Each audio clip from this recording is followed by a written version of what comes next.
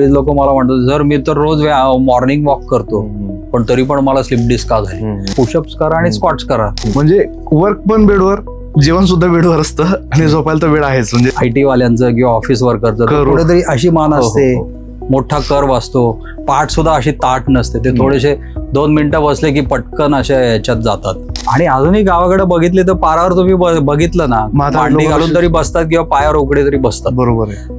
Pen म्हणजे मी असं लोकांना सांगतो की ती बॉडीतली एक अलार्म सिस्टीम आहे. नाक, कान, घसा, डोळे, इथं काही त्रास झाला 0 मिनिटात तो डॉक्टरांकडे असतो. पण मनका किंवा बाकीचे जॉईंट दुखायला लागले 8-8 महिने, 10-10 महिने, 1-1 वर्ष तो काढतो.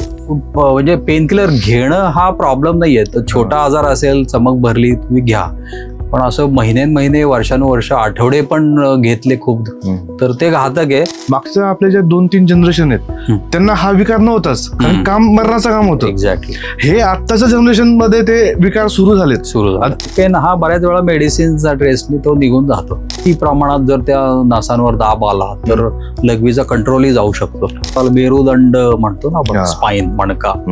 मेरुदंड म्हणजे मानेपासून खाली कमरेपर्यंत ही मणक्याची भिंत असते आणि तो नेहमी ताठ असावा. मेरुदंड ताठ असावा असं मराठीतलं एक वाक्य आहे बघा, नेहमी आपण ऐकायचो.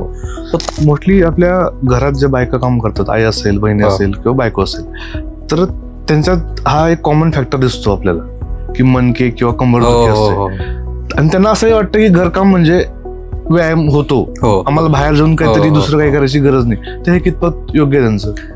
कारण रोजची कामं करतानाच खूप व्यायाम व्हायचा. पाणी आता विहिरीतनं ओढायचं, ती जी मुवमेंट आहे, हे सगळे मसल्स तुमचे ऍक्टिव्हेट व्हायचे. रिक्षातनं जाताना सुद्धा खड्ड्यातनं रिक्षा उडाली की फ्रॅक्चर होतंय.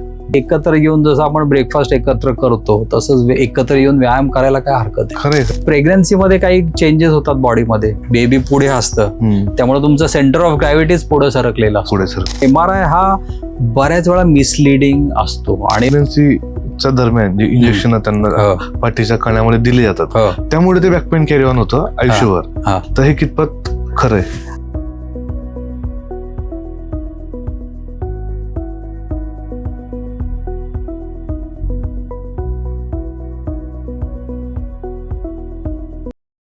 नमस्कार मित्रांनो, नमस्कार.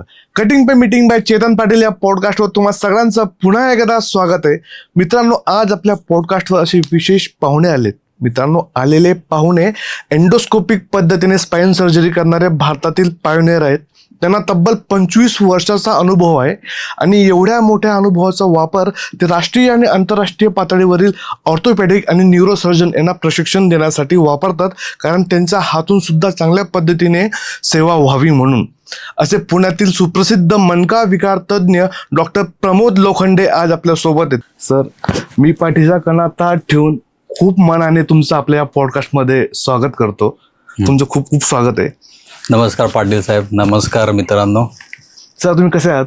मी ठीक आहे, एकदम मस्त. माझा मणका एकदम ताठ आहे. आमचाही ताठ होणार आहे आता, कारण आताची लाईफस्टाईल बघता डोकेदुखीपेक्षा कंबरदुखी याचं प्रमाण वाढत चाललंय. तर ते का वाढतंय बरं? आता याला बरीच कारणं आहेत. मी म्हणेन त्यातले 4 महत्वाची कारणं. म्हणजे पहिलं महत्वाचं कारण हे बदलती जीवनशैली. सध्या जी आपली फिजिकल ऍक्टिव्हिटी होते, जे काही चालणं, वॉकिंग आहे किंवा रोजच्या मला आठवते माझ्या लहानपणी मी शाळेत जेव्हा जायचो तो मला साधारणतः 5 ते 7 किलोमीटर पाठीवर दप्तर घेऊन जावं लागायचं. बसेस करायला लागायचे. आता सध्याचं वातावरण इतकं बदललंय की तुम्ही घरातनं लिफ्टमध्ये बसता, लिफ्टमधनं गाडीत बसता, गाडीतनं तुम्ही शाळा, कॉलेज किंवा काही ऑफिसला जाता आणि तेच रुटीन तुम्ही परत करता. त्यामुळे हालचाल ही अतिशय कमी झालेली आहे. हालचाल नसल्यामुळे स्नायूंचा कमकुवतपणा, त्याचा वीकनेस, त्याच्यामधली ताकद कमी होणे आणि जी काही एक एनर्जी लेवल असते, जॉईंटची फ्लेक्झिबिलिटी असते, मुवमेंट असते, ती कुठंतरी हळूहळू कमी होत जाते. वापर नसल्यामुळे थोडंसं मी म्हणेन शरीर गंजत जातं आणि त्या गंजल्यामुळे मग नंतर हे त्रास सुरू होतात. तर पहिली गोष्ट बदलती जीवनशैली. दुसरी गोष्ट कामाचं स्वरूपच बदललंय. बरं, पूर्वी आता शेती असायची, घरातली कामं असायची, काय दळण झालं किंवा तुम्ही बागेत जाऊन किंवा खुरपणं झालं, खाली बसून वाकणं, सडा टाकणं, झाडू मारणं अंगणामध्ये, या ज्या गोष्टी होत्या त्या सगळ्या आता बंद झालेल्या आहेत. आणि बरचसं जे काही काम आहे सध्या हे computer, sitting job, office work, हे कम्फर्ट झोन मधली कामं खूप वाढलेली आहेत. साधारणतः आता सिटीमध्ये एस्पेशली मी बघतो की 90 ते 95% लोक ही बसून काम करतात. आणि हे बसणं हे पूर्वीसारखं 5 किंवा 6 तास नाही राहिलेलं, ते 12 आणि 14 तास झाले. बसण्याने काय होतं की सांध्यांची हालचालच होत नाही, मुवमेंटच होत नाही, मसल एका जागी बसून असतात, त्यामुळे मसल स्टिफ होतात, हळूहळू वीक होऊन जातात. आणि सांध्यांचं न्यूट्रिशन हे मुवमेंटमुळे होत असतं. सांधा जेव्हा मूव्ह करत असतो, आतमध्ये जी काही खुर्च्या असते, ते कार्टिलेज म्हणतो आपण त्याला डायरेक्टली ब्लड वेसल्स जात नाही, ब्लड सप्लाय पोहोचत नाही. तर त्या सांध्यांच्या मधलं जे वंगण असतं, त्या वंगणामध्ये न्यूट्रिशन असतं आणि ते सांध्यांमध्ये पोहोचण्यासाठी त्याच्यावर दाब येणं, मुवमेंट होणं. तर ही जी मुवमेंट असते जॉईंटची, ती हळूहळू कमी होत चालली आहे. थर्ड गोष्टी म्हणजे स्टिफनेस. बसून बसून आपण बघितलं तर पूर्वी लोक गावाकडे इंडियन टॉयलेट वापरायचे, अजूनही वापरतात बऱ्याच ठिकाणी.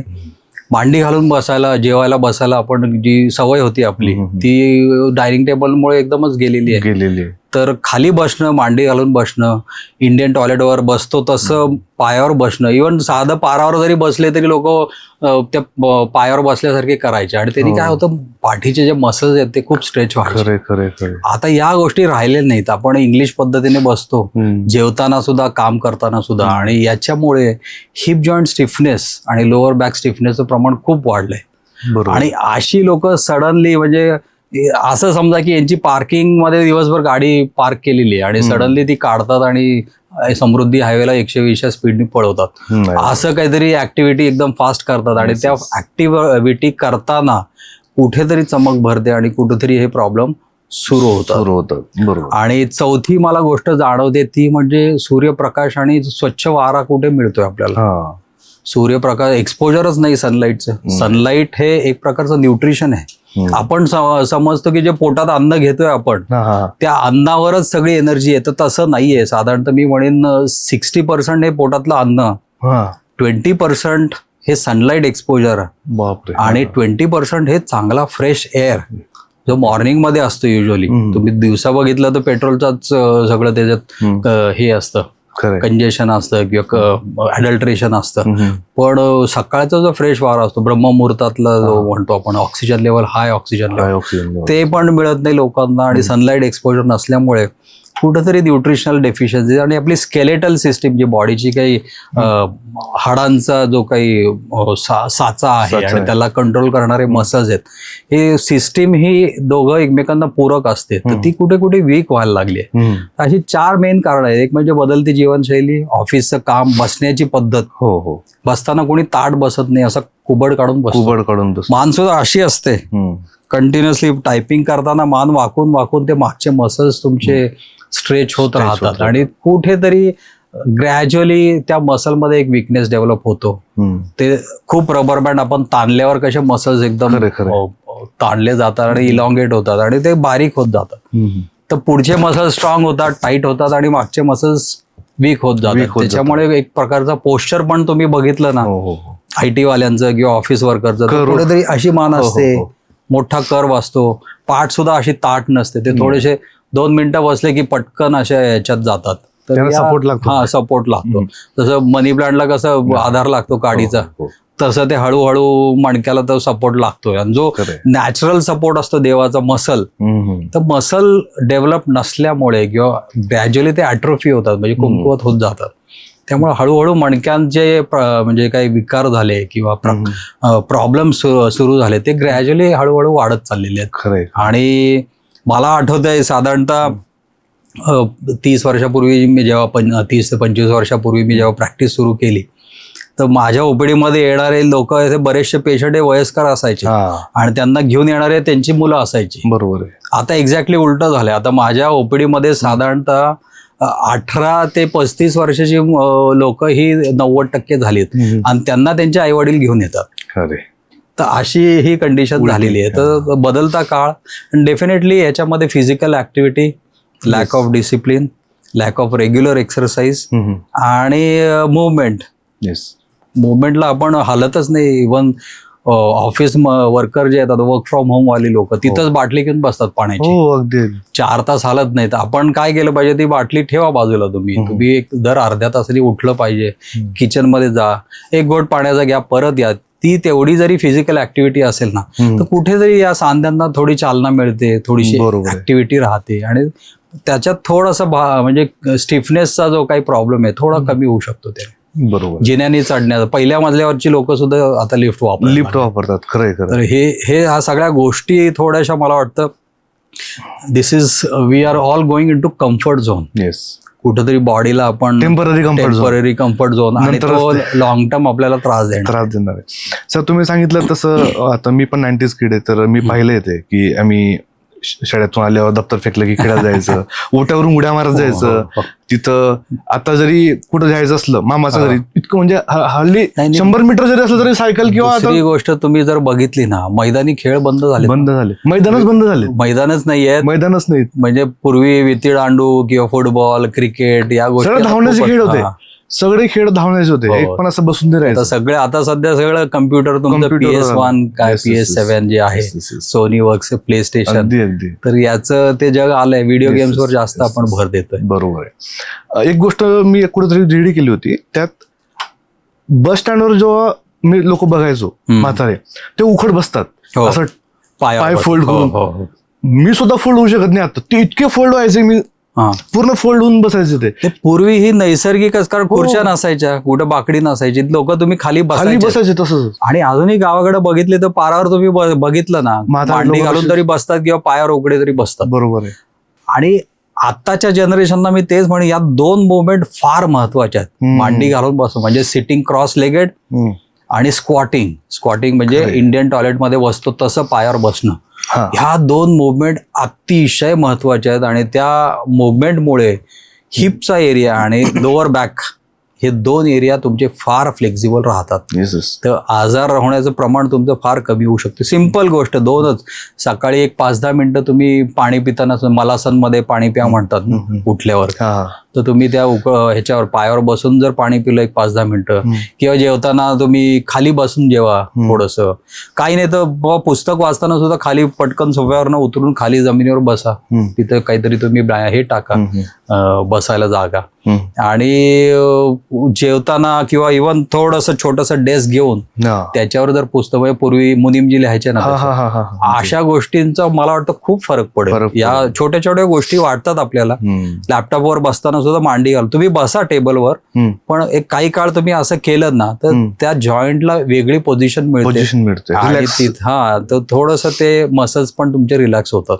आता तर चेअर पण निघाली आहे, डायनिंग टेबल निघालाय, आता बेड. म्हणजे वर्क पण बेडवर, जेवण सुद्धा बेडवर असतं आणि झोपायला तर बेड आहेच. म्हणजे एकच ठिकाणी ते सगळंच होतं.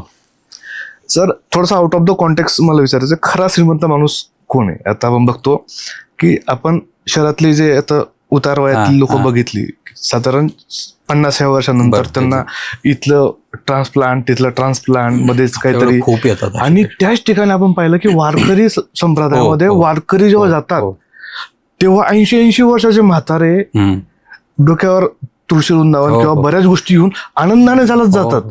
किती उत्साह, 25-30-40 किलोमीटर. मग त्यांनी खरंच शरीर कमवलंय का? कारण इतक्या, आणि असं पण नाही की कम्फर्टेबल का, म्हणजे चपला नसतात, स्पोर्ट शूज नाही त्यांच्याकडे, किंवा नीला सपोर्ट पण काही नाही, वरून पाऊस होतोय, झोपायला काही टेन्शन, कुठेही झोपता येईल, आणि ऊन असतं, काही असतं, तरी ते जातात आणि आनंदाने परत येतात. तुम्ही हा एकदम चांगला प्रश्न विचारला, खरी श्रीमंती कोणाची? तर मी तर म्हणेन अजूनही म्हणजे हेल्थला म्हणजे पहिली प्रायोरिटी दिली पाहिजे. जो माणूस निरोगी शरीराने आणि मनाने, दोन्ही गोष्टी तेवढ्याच महत्वाच्या आहेत. आणि मन सुद्धा तुमचं तेवढंच पीसफुल पाहिजे, शांत पाहिजे. मनात कुठं सारखं म्हणजे बेलगाम असलेला घोडा, उधळलेला घोडा, तसं आपलं मन चालतं सध्या. सध्या तुम्ही जर बघितलं तर 2 गोष्टी, एक मन आहे आणि एक आपलं शरीर आहे. तर शरीर दिवसभर बसलेलंच असतं, हलतच नाही. आणि मन इतकं पळतं की त्याला लगामच घालता येत नाही. एक विचार सोडला की ते इंस्टाग्रामचे रील असतात ना, तसं ते मन सारखं आपलं एका विचारावरून दुसऱ्या विचारावर पळत असतं. तर आपल्याला हे उलट करायचंय, मन कुठंतरी शांत करायचंय, मनाला थोडंसं कंट्रोल आणायचं, लगाम घालायचा त्याच्यावर, आणि शरीराला पळतं करायचं, शरीराला जास्त ऍक्टिव्ह करायचं. Yes, yes. हे 2 गोष्टी जर जो माणूस साधेल तो खरा निरोगी आणि तो खरा श्रीमंत. अगदी बरोबर. बाकी पैसा हा तुम्हाला नेहमीच फक्त कम्फर्ट आणून देऊ शकतो, Yes, yes. लक्झरी आणून देऊ खरं, शकतो. खरं, खरं. तो पीस ऑफ माइंड आणि चांगली गुड हेल्थ असं बिलकुल तुम्हाला बरोबर. आणून देऊ शकतो. म्हणजे कुणीतरी राकेश झुंझुनवाला यांना विचारलं होतं हो. की तुमचं गिल्ट काय आहे, हम्म. तर ते म्हटलं की पैसा खूप कमवला मी, दिवसाला मी 100 शेअरच्या उलाढाल केल्यात, पण शरीर कमवता नाही आलं मला. कमवता नाही आला. आणि ऍट द एंड त्यांना त्या पैशाचा वापर सुद्धा करता नाही आला. ते व्हीलचेअरवर हो, किंवा हो, ओव्हरहेड होते, हो. बऱ्याच त्यांना नाही, हा बरोबर आहे, कारण याचं वर्क लाईफ बॅलन्स आहे. अगदी. जेवणाचं ताट आहे, आपण कम्प्लीट ताट कधी म्हणतो की पोळी पण आहे, भाजी पण आहे, वरण पण आहे, भात पण आहे. तसं प्रत्येक आयुष्याच्या एका सेक्टरला आपण महत्व दिलं पाहिजे. म्हणजे करिअर तर आहेच आहे, महत्वाचंच आहे, त्याच्यावर फॅमिली लाईफ, त्याच्याबरोबर तुमचं हेल्थ, फ्रेंड सर्कल आणि हॉबीज, हे जर कुणाला सगळं बॅलन्स करता येईल तो म्हणजे he is a very complete man म्हणेन किंवा वुमन. खरंय, खरंय. आणि त्याच्याकडे खरं म्हणजे ऐश्वर्य आहे. खरंय. तर मला तर हेच वाटतं की अजूनही लोकांनी थोडंसं काम कमी करावं, किंवा काम जरी नसलं, कधी कधी वेळ असतो पण ते प्रायोरिटी नसते शरीराला मेंटेन करण्यासाठी. कारण ते कसं आहे की मी असे बघितलेत आयटीचे लोक की काम झालंय आणि त्याच लॅपटॉपवर किंवा त्याच डेस्कटॉपवर तिथंच मग नेटफ्लिक्स ऑन करून तिथंच पिक्चर बघतो, म्हणजे ते उठत पण नाही त्या जागेवर. तर या गोष्टी आता थोड्याशा मी लोकांना तेच सांगतो, माझ्याकडे जे पेशंट येतात आयटीचे त्यांना तेच सांगतो की बाबा तुम्ही एकदा काम झालं ते बंद करायचं बटन, गो आउटसाईड, बिल्डिंगच्या बाहेर जा किंवा ऍटलिस्ट गॅलरीत तरी जा. स्वच्छ जो काय फ्रेश एअर येतो 2-3 वेळा आधी डीप ब्रिदिंग करा आणि कपडे चेंज करा किंवा त्याच कपड्यात चप्पल बूट जे काय मिळेल ते घाला आणि go for a nice walk. अगदी अगदी. चांगलं चालायला जा, फ्रेश व्हाल आणि त्या ऍक्टिव्हिटीने तुम्ही रिचार्ज होता, तुम्ही थकत नाही कधी. खरंय, खरंय. मेंटली थकवू शकता पण हे जे चेंज ऑफ एन्व्हायरमेंट आहे ना ते तुम्हाला कधी थकवत नाही. बरोबर आहे. तर या गोष्टी पाळल्या पाहिजेत यंग जनरेशननी. सर, आता आपण तुम्ही जसं सांगितलं तसं लाईफस्टाईल तर आपण बदलू शकत नाही. म्हणजे कारने जाणं येणं, ऑफिस अवर्स, ते आता आपल्या लाईफचे पार्ट बनले आहेत. इव्हन तो सनलाईटचा संबंध येत नाही. कारमध्ये एसी कारमध्ये बसायचं आणि दिवस संपला की यायचं, मध्ये तो येतच नाही बाहेर. बरोबर. आणि ऑफिस सुद्धा पूर्ण कम्प्लिटली कव्हर असतं, सनलाईटचा संबंध सेंट्रलाइज्ड एसी असतो, येतच नाही. आणि सॅटर्डे संडे गडी झोपलेला असतो 4-5 दिवस काम करून. तरी अजून आपल्याला त्यात काय मॉडिफिकेशन करता येतील जे सोपे पण असतील. आणि त्यातल्या त्यात मला अजून काय बेटर वाटतंय की हे सुट्टीमध्ये लोक टर्फ वगैरे तो काहीतरी ऍटलिस्ट वीकेंडमध्ये फिजिकल ऍक्टिव्हिटीमध्ये आता करतायत, जातायत, फिरतायत. तर तसं काहीतरी अजून काय त्यांना इन्व्हॉल्वमेंट करता येईल. म्हणजे सकाळी काय होतं की खूप वेळ तुम्ही मेंटल वर्क केलंय कम्प्युटरच्या समोर, सडनली जाऊन तुम्ही जी काही गाडी तुमची पार्किंग मध्ये मगाशी म्हटल्याप्रमाणे तुम्ही जाऊन 120 स्पीडनी नाही चालवू शकत, बॉडी त्याला तयारच नसते. तर मी नेहमी म्हणतो की स्लो एकदम लाईट ऍक्टिव्हिटीने तुम्ही फिजिकल ऍक्टिव्हिटी चालू करा. आणि बेस्ट म्हणजे ज्यांना वेळ नाही, सकाळी 1 तासभर वॉकिंग, आल्यानंतर एक 6 ते 12 सूर्यनमस्कार, एवढं जरी केलं तरी तुमचं बरंचसं काम होऊन जातं. तुम्हाला कुठे जिमला जायची गरज नाही, कुठल्या फॅन्सी झुंबा किंवा पिलाटेस या गोष्टी ते केलं तर ते काय वाईट नाहीये, ते चांगल्याच गोष्टी आहेत. पण या गोष्टींनी जेवढं आपला योग म्हणतो त्यांनी जेवढा काही इफेक्ट बॉडीवर येतो, एस्पेशली स्टिफनेस डील करण्यासाठी. कारण योगाने जवळजवळ 98% ऑफ द मसल्स बॉडीचे हे व्यायाम करून घेतात. आणि सूर्यनमस्कारचा सर्वांगीण तो 12 सेटचा जो 12 आसनांचा जो सूर्यनमस्कार आहे तो तुम्ही प्रॉपरली केला तर तुमचे 98% ऑफ द बॉडीचे मसल्स हे ऍक्टिव्हेट होतात. असा कुठला एक्सरसाइज नाहीये दुसरा नाही. आणि हनुमान दंड आपण जे बघतो त्याच्यातच व्हेरिएशन्स मध्ये येतात ते. हो. तर 1 तास वॉकिंग आणि रेग्युलर सूर्यनमस्कार जे बिझी आहेत ते, आणि ते कुठेही घालता येतात. असं काही नाही की तुम्ही घरीच केले पाहिजे, आंघोळीच्या आधीच केले पाहिजे. बरोबर. मी अशी लोक बघितलीत की ऑफिसमध्ये गेले लंच आवरच्या आधी थोडंसं कुठली तरी कोपऱ्यातली जागा बघितली तिथे. मी असे डॉक्टर बघितलेत की ऑपरेशन थिएटरमध्ये पेशंटला बोल देणं चालू आहे, एका कोपऱ्यात 2-4 सूर्यनमस्कार केलेत, 2-4 आसनं केलीत. किंवा आमचे भूल तज्ञ सुद्धा काय करतात की 2 पेशंटच्या मध्ये थोडंसं एक ऑपरेशन थिएटर रिकाम आहे, हा. मग तिथं थोडंसं आपण ऑपरेशनला वापरणारे जे काही हे असतात गार्मेंट्स असतात ते खाली टाकून तिथेच योगा करणारी लोक पण बघितलेत. म्हणजे एक्सक्यूज नाही, ज्याला Excuse करायचं नाही, तो कसं ज्याला करायचं ते करतात 100%. अगदी अगदी बरोबर आहे. सर, कंबरदुखी जरी पकडली आपण तरी त्याची कारण वेगवेगळी असू खूप शकतात असतात. कारण की आता बघा, आपण म्हणतो की आपले आई वडील जे घरात कामं करते आई वगैरे राबते त्यांचा प्रॉब्लेम थोडेसे वेगळे असू शकतात, किंवा मग एखादा ऍथलेटिक असेल त्याचे वेगळे, IT मध्ये काम करणारे कम्प्लिटली वेगळे, ट्रक ड्रायव्हर आता जे आपण PMT वाले त्यांचे सीट कव्हर पाहिलं मी, एवढे घाणेरडे असतात, कम्फर्ट नावाची गोष्ट नसते त्यात. रस्ते आपले एकदम सुपरफास्ट आहेत सगळे, मस्त रस्ते आहेत सगळे, एवढे मोठे खड्डे आहेत, तर त्यांचं चॅलेंजेस वेगळे वेगळे आहेत. किंवा मग प्रेग्नन्सी नंतर स्त्रियांना होणारा कंबरदुखी, तर हे सगळं कंबरदुखी आपण एका प्रॉब्लेमने सॉल्व्ह नाही करू शकत. बऱ्याच लोक शॉर्टकटमध्ये पेन किलर घेतात किंवा युट्यूबवर व्हिडिओ बघतात, तर ते किती घातक असू शकतं की तुम्ही कन्सल्टेशन केलं पाहिजे का, की कोणत्या टाईपची कंबरदुखी आहे आणि त्याचं निदान पर्सन टू पर्सन व्हेरी होऊ शकतं. आता पहिली गोष्ट तुम्ही पेन बद्दल बोलला की पेन झालं की लोकांना ती सवय असते की मेडिकल स्टोअरला जायचं आणि 2-4 पेन किलर घ्यायचे आणि खायच्या. आता बऱ्याच वेळा जेव्हा सौम्य आजार असतो जो म्हणजे नेहमीच तो आपोआप बरा होणारच असतो, तो काही दिवस तुम्ही थांबला, विश्रांती घेतली, तो बरा होणार असतो. तर असे जे प्रॉब्लेम असतात ते लगेच पेन किलरनी बंद होऊ शकतात. पण नक्की पेन म्हणजे काय, आता हे समजून घेणं फार महत्वाचं आहे. पेन म्हणजे मी असं लोकांना सांगतो की ती बॉडीतली एक अलाराम सिस्टीम आहे देवानी बसवलेली. जसं आपली फायर अलाराम सिस्टीम असते की बिल्डिंगला कुठे आग लागली की ती लगेच चालू होते आणि आपण सगळे लगेच अवेअर होतो, अलर्ट होतो आणि पळतो बिल्डिंगच्या बाहेर. तर तसं कुठेतरी दुखायला लागलं तर देवाचं ती सिस्टीम अशी आहे की तुम्ही जाऊन ते अरे का दुखतंय, तिथं काहीतरी आजार आहे बघितला पाहिजे. आता पेन किलरचा रोल काय की ते पेन जे सेन्सेशन आहे ते ब्रेनला पोचतं तेच ब्लॉक करून टाकतं, वायर कट करून टाकतं. वायर कट करतं. म्हणजे काय करतं ते पेन ही जी काही फिलिंग आहे, सेन्सेशन आहे जे आपल्याला अलर्ट करण्यासाठी देवानी बसवलेली आहे तर ती ब्लॉक केली की आजार तिथं चालूच असतो. आणि मी अशी लोक बघितली आहेत की 2-2 वर्ष सतत पेन किलर घेऊन जो असा एवढासा आजार असतो तो इतका मोठा झालेला असतो. कॅन्सरची लोक, मणक्यामध्ये कुठंतरी थोडंसं दुखतंय, काही नाही, पाठीत चमक भरली, हे झालं आणि मग 1-2 वर्षांनी कुठंतरी तो कॅन्सर मणक्यात पसरलेला असतो, मग त्याचं किमोथेरपी, रेडिओथेरपी. तर म्हणजे पेनकिलर घेणं हा प्रॉब्लेम नाहीये. तर छोटा आजार असेल, चमक भरली, तुम्ही घ्या, पण असं महिने, वर्षानुवर्ष, आठवडे पण घेतले खूप तर ते घातक आहे.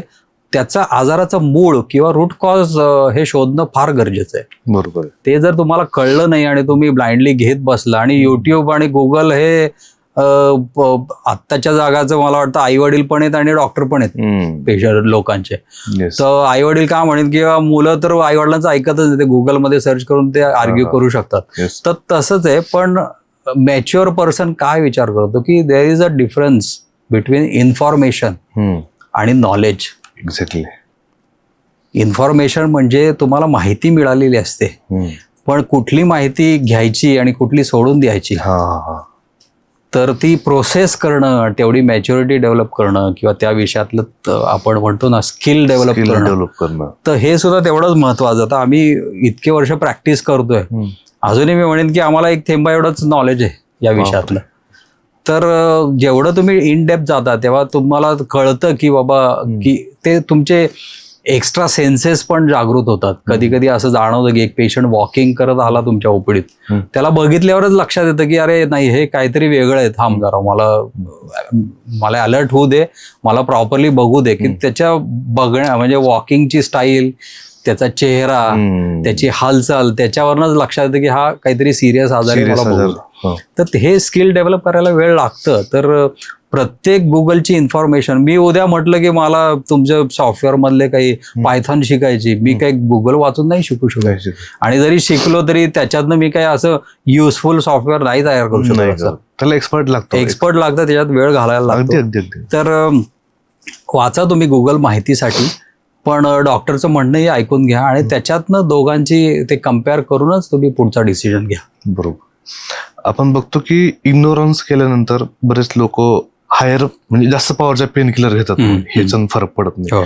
आणि ऍट द एंड असं होतं की कधी कधी ते पाठीचं दुखणं, कमरेचं दुखणं पायात उतरतं आणि पूर्ण पाय मग त्यांचा खाली पेन करायला होतं लागतं. होतं तर तो काय प्रकार आहे, तो का होतो? आता साधारणतः मणक्याचे जे आजार आहेत ना, हे तुम्ही जर बघितले तर मी म्हणेन त्याला सोप्या भाषेत सांगायचं तर 3 ग्रुपमध्ये डिवाइड करता येतं. बरं. एक म्हणजे सिंपल बॅक पेन. आता मी गाडी चालवत आलो कुठे 2 तास आणि पटकन उठताना चमक भरली थोडीशी, मग आज रात्री थोडंसं दुखतंय, किंवा काही उचलताना हा थोडंफार. उचलताना, किंवा काही खूप वेळ बसलोय आज जरा थोडी पाठ स्टिफ वाटते, मग घरी मलम लावला, थोडं शेकलं की बरं वाटतं. किंवा झोपेत पण होतं हा आपल्याला. झोपेत पण होतं. तर सिंपल बॅक पेन हा बऱ्याच वेळा मेडिसिनचा ट्रेसनी तो निघून जातो. दुसरा ग्रुप आहे तो बॅक पेन बरोबर सायटिक पेन असतं. Sciatic. म्हणजे ती कमरेतलं दुखणं तर असतंच, पण त्यात दुखण्याचा एक पार्ट असा तो मांडीच्या मागून, सीटच्या मागून, मांडीच्या मागून तो पायामध्ये जातो आणि असं करंट सारखं ती पेन ते पायात पसरत असतं. त्याच्या वेदनांबरोबर थोडासा बधीरपणा असतो, कधी कधी विकनेस डेव्हलप झालेला असतो. अति प्रमाणात जर त्या नसांवर दाब आला तर लघवीचा कंट्रोलही जाऊ शकतो. Okay okay. तर असं पण होऊ शकतं. तर हे जे म्हणतो याला आम्ही रॅडिक्युलोपॅथी म्हणतो. बर. म्हणजे कुठेतरी मणक्यामध्ये नस चिमटली गेलेली आहे किंवा दबली गेलेली आहे, आणि ती नस दबली गेल्यानंतर ती ज्या भागातनं तिचा प्रवास असतो पायामध्ये, तो भाग दुखायला लागतो. तर त्याच्यासाठी मग प्रॉपर डॉक्टरकडे जाणं, आणि त्याचं प्रमाण किती आहे, ती सौम्य पद्धतीचं असेल तर नुसतं दुखणं असतं, मीडियम असेल जरा त्याचा त्रास बरं तर बधीरपणा येतो, चाललं की दुखतं, विश्रांती घेतली की बरं वाटतं, थोडंसं ऍक्टिव्हिटी झाली परत दुखायला लागतं. आणि तीव्र असेल तर त्याच्यामध्ये पायात विकनेस डेव्हलप होऊ शकतो. आणि अति तीव्र म्हटल्याप्रमाणे मग त्या पायाच्या नसा ह्या मूत्राशयाला पण सप्लाय करत असतात, आणि त्या जर दबल्या गेल्या तर मग लघवीचा कंट्रोल तुमचा जाऊ शकतो. तो खालच्या लेवलला जर नर्व प्रेस झाली तर लघवी तुंबल्यासारखी होते, निघतच नाही लवकर. आता मी परवाच 2-3 दिवसापूर्वी एक पेशंट ऑपरेशन केलं, तर असंच की 24 तास दुखतंय, त्यांनी निग्लेक्ट केलं, मग या डॉक्टरला त्या डॉक्टरला, आणि मग संध्याकाळी त्याची लघवी झाली बंद. मग पॅनिक झाला आणि फुट ड्रॉप बसला, एका पायाला विकनेस डेव्हलप झाला. मग आल्यानंतर पटकन MRI, मग अशा पेशंटला आम्ही इमर्जन्सीत ऑपरेशन करतो. मग संडेला पहाटे पहाटे आम्ही त्याचं ऑपरेशन केलं. मोठी गादी निघाली. त्या नसांना जेवढं त्या प्रेशरच्या बाहेर जेवढं लवकर काढता येईल तेवढी त्याची रिकव्हरी फास्टर असते. तर या गोष्टी आहेत. ही दुसरी कारण. आणि तिसरं म्हणजे असं असतं की त्या मणक्यामध्ये खूप वेदना आहेत. तुम्ही झोपलं तरी त्या वेदना आहेत, चालत असला तरी वेदना आहेत, हालचाल बंद आहे, आणि काही रेड फ्लॅग्स असतात. आम्ही त्याला रेड फ्लॅग्स म्हणतो. म्हणजे एक मगाशी सांगितल्याप्रमाणे लघवी बंद होणे, संडासची जागा बधीर होणे, संडास होत नाहीये, कॉन्स्टिपेशन होणं, दोन्ही पाय लोळे होणं, आणि बिलकुल पॅराप्लेजियासारखं सायन्स येणं. तर ह्या गोष्टी थोड्याशा जास्त सिरियस असतात, आणि त्या गोष्टी होण्याची जी कारणं आहेत ती खूप आहेत. एक म्हणजे चकती सरकणं आहे, दुसरी इन्फेक्शन आहे, कुठेतरी ट्युमर आहे, तो साधा ट्युमर असेल, कॅन्सरचा ट्युमर आहे, अशी अनेक कारणं आहेत. तर ह्या दुसऱ्या आणि तिसऱ्या कॅटेगरीमध्ये, म्हणजे जिथं सायटिक पेन आहे आणि हे सिव्हिअर जे कन्सिस्टंट पेन आहे, म्हणजे कुठल्याच औषधांनी पण कमी होत नाही, तर याच्याकडे मात्र थोडंसं सिरियसली बघितलं पाहिजे. आणि त्यांना थोडंसं इन्व्हेस्टिगेट करून आपण त्याचा मूळ रूट कॉज काय आहे तो शोधून त्याच्यावर ट्रीटमेंट करणं फार गरजेचं आहे. जर आपण बऱ्याच रुग्णांमध्ये बघतो किंवा सर्वसामान्य लोकांमध्ये बघतो की जर त्याला नाक, कान, घसा किंवा डोळे याबद्दल काही समस्या असली की दुसऱ्याच मिनिटाला तो डॉक्टरांकडे जातो, स्वतः घरी काही एक्सपेरिमेंट करत नाही. पण मनकांबद्दल काय आलं, पाठदुखी, कंबरदुखी, जे काय असेल, गडी 2 वर्ष हालत नाही जागी. वास्तविक तुम्ही फंक्शनच करू शकत नाही मनक्यांशिवाय. मग त्याला दुय्यम दर्जाची वागणूक किंवा मग इग्नोरन्स इतका का दिला जातो? अर्जन्सी याचं कारण पण तसं आहे की मी सांगतो की 30-35 किंवा 40-50 वर्षापूर्वी जी काही मणक्याची ट्रीटमेंट होती ती अतिशय थोडीशी जुन्या पद्धतीची होती. त्याच्यात सायन्स एवढं ऍडव्हान्स नव्हतं. बरं, करणारे डॉक्टर सुद्धा कोणी स्पेशलिस्ट नव्हते तिथे. म्हणजे कोणी न्यूरोसर्जन जे मेंदूचं ऑपरेशन करतात तेच मणक्याचं ऑपरेशन करायचे, किंवा हाडांचे जे ऑपरेशन करायचे, हाड फ्रॅक्चर झालं, प्लास्टर लावणारे डॉक्टर तेच मणक्याचं ऑपरेशन करायचे. तर त्यांचा एक्सपिरियन्सही कमी असायचा. पण आता सध्या काय झालं की 3rd जनरेशन आली आहे, ती म्हणजे स्पाईन सर्जन. याच्यामध्ये न्यूरोसर्जन पण खूप वर्ष मणक्यावरच्या स्पेशालिटीमध्ये काम करतात, आणि ते बिकम स्पाईन सर्जन. किंवा ऑर्थोपेडिक सर्जन सुद्धा ते डेडिकेटेडली मणक्याचं काम करतात आणि ट्रेनिंग घेतात आणि मग काम करतात. तर अशा लोकांचं स्किल सेट थोडंसं जास्त ॲडव्हान्स असतं, त्यांचं नॉलेज त्या विषयातलं जास्त ॲडव्हान्स्ड असतं. आणि सेकंडली टेक्नॉलॉजी इतकी बदललेली आता. तर नवीन नवीन इन्स्ट्रुमेंट झालेत, इम्प्रुव्हमेंट झाली आहे याच्यामध्ये. एंडोस्कोप आलाय. पूर्वी जे ऑपरेशन मला आठवत आहे, मी जेव्हा ससूनला शिकत होतो साधारणतः 90 साली, तर त्यावेळी 1 लेवलची ती शेंगदाणे एवढी डिस्क काढायला एवढी मोठी जखम करायची, एवढं कापलेलं असायचं. आणि ते कापल्यानंतर काय व्हायचं की पेशंट हा दुखतो म्हणून तो 3-4 महिने बेड रिडनच असायचा. आणि नंतर सुद्धा खूप कापाकापी झाल्यामुळे तो मणका त्या भागातला तो ऑपरेशनमुळे वीक झालेला असायचा. त्यामुळे कायम त्याला थोडंसं बॅक पेन, थोडंसं जवळ उचललं की त्रास होणे, या गोष्टी खूप असायच्या. आता तेच ऑपरेशन तुम्ही 1 सेंटीमीटरपेक्षा छोटा कट असतो, 8 मिलीमीटर 8 मिलीमीटरचा कट, त्या कटमधनं तुम्ही ते ऑपरेशन करता. आणि पेशंट हा दुपारी, सकाळी ऑपरेशन झालं की दुपारी चालतो आणि संध्याकाळी घरी जातो. ते एवढा डिफरन्स झालाय. तर हे सायन्स पण ऍडव्हान्स झालंय, लोक त्याच्यात डेडिकेटेडली काम करायला लागले, त्या विषयातलंच फक्त काम करतात. आणि तिसरी गोष्ट टेक्नॉलॉजी आणि टेक्निक याच्यात खूप बदल झालेला आहे. त्यामुळं हे पूर्वीचं जे लोकांच्या मनात होतं की मणक्याचं ऑपरेशन केलं म्हणजे झालं की लोकांना ते बेड रिडनच होतं, पॅरालिसिसच होतो, हा जो काही मिसकन्सेप्ट होता तो काही अंशी म्हणजे बरोबर पण आहे. पण दुसरी एक मानसिक, लोकांची मानसिकता अशी असते की 100 चांगल्या गोष्टी झाल्या की लोक लक्षात नाही ठेवत, एखादी वाईट गोष्ट झाली की ती कायम लक्षात राहते आणि तिची अख्ख्या गावात चर्चा होते. तर कुठेतरी या गोष्टी झालेल्या असाव्यात त्या काळी, असणार पण. आणि लोक त्याचा विचार जास्त करतात, त्याचा बोबाटा जास्त होतो आणि त्याच्यामुळं त्या आजाराच्या ऑपरेशनचे जे बेनिफिट्स असतात ते लोकांपर्यंत पोहोचत नाही, भीती जास्त पोहोचते. आणि अजून एक कारण पण असू शकतं, जसं तुम्ही सांगितलं की मागच्या आपल्या ज्या 2-3 जनरेशन आहेत त्यांना हा विकार नव्हताच, कारण काम मरणाचं काम होतं. एक्झॅक्टली. हे आत्ताच्या जनरेशन मध्ये ते विकार सुरू झालेत. आधी व्हायचे पण अगदी 60-70 नंतर ते ऑब्विस आहे. आता तुम्हाला 20 पासून 30 पासून सुरुवात झालं, त्यामुळे ते त्यांचा अवेअरनेस म्हणा किंवा मग विकार वाढायची शक्यता आता जास्त वाढली मधल्या काळात. एक्झॅक्ट. याचं रिझन म्हणजे आता कसं आहे की आपण थोडंसं भारतीय संस्कृतीपासून दूर चाललोय. आपल्या भारतीय संस्कृतीमध्ये तुम्ही लक्षात आलं, मेरुदंड म्हणतो ना आपण, स्पाईन, मणका. मेरुदंड म्हणजे मानेपासून खाली कमरेपर्यंत ही मणक्याची भिंत असते आणि तो नेहमी ताठ असावा, मेरुदंड ताठ असावा, असं मराठीतलं एक वाक्य बघा नेहमी आपण ऐकायचो. तो ताट का ठेवा, तर तुम्ही त्याचे जे काही कर्वेचर्स असतात मणक्याचे, मणका आपण समोरनं बघितला तर स्ट्रेट असतो, आणि साईडनी जर बघितलं तर त्याला वेगवेगळे कर्व्स असतात. आता हा अर्धाच आहे कमरेचा मणका, तर वरती मान ही अशी असते, पाठ अशी असते, कंबर परत अशी असते, म्हणजे ते एस सारखे मणके असतात. आणि त्याच्यातले सगळे मणके हालत नाहीत. छातीचा जो भाग आहे म्हणजे थोरॅसिक पार्ट जो आहे त्याच्यामध्ये बरगड्यांचं ही असते जाळी, तर त्या बरगड्यांमुळे तिथं मुवमेंट कमी असते. मुवमेंट मॅक्झिमम कुठं असते तर मानेत आणि कमरेमध्ये. आता जिथं जास्त मुवमेंट तिथं आजार जास्त.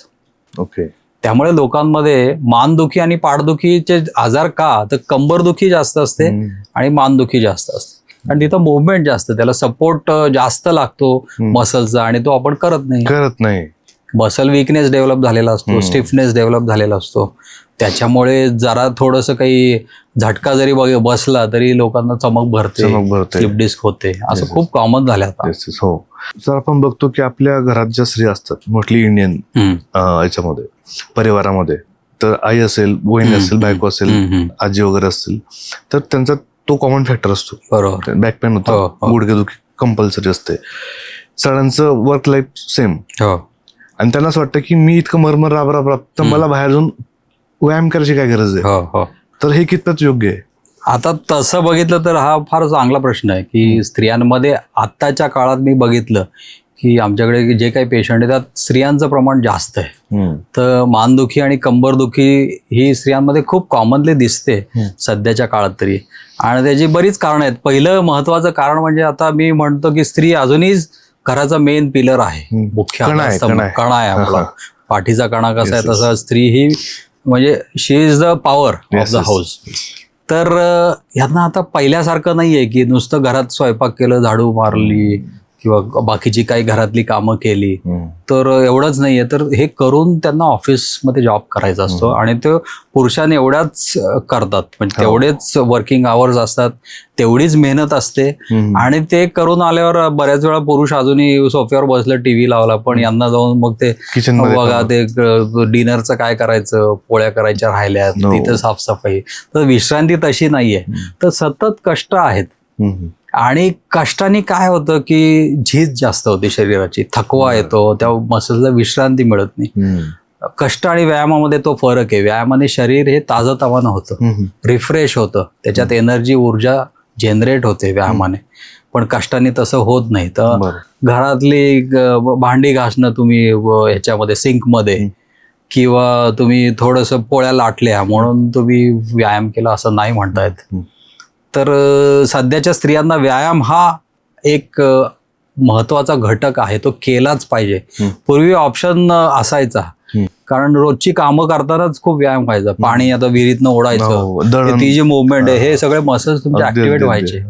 दळण आहे, खाली बसून तुम्ही फरशी सारवणं आहे, झाडू काढणं, मारणं, ह्या सगळ्या ऍक्टिव्हिटीजनी तुमचे जॉईंट्स, मणके हे खूप हलायचे हो, तुम्हाला व्यायामाची तेवढी गरज होती.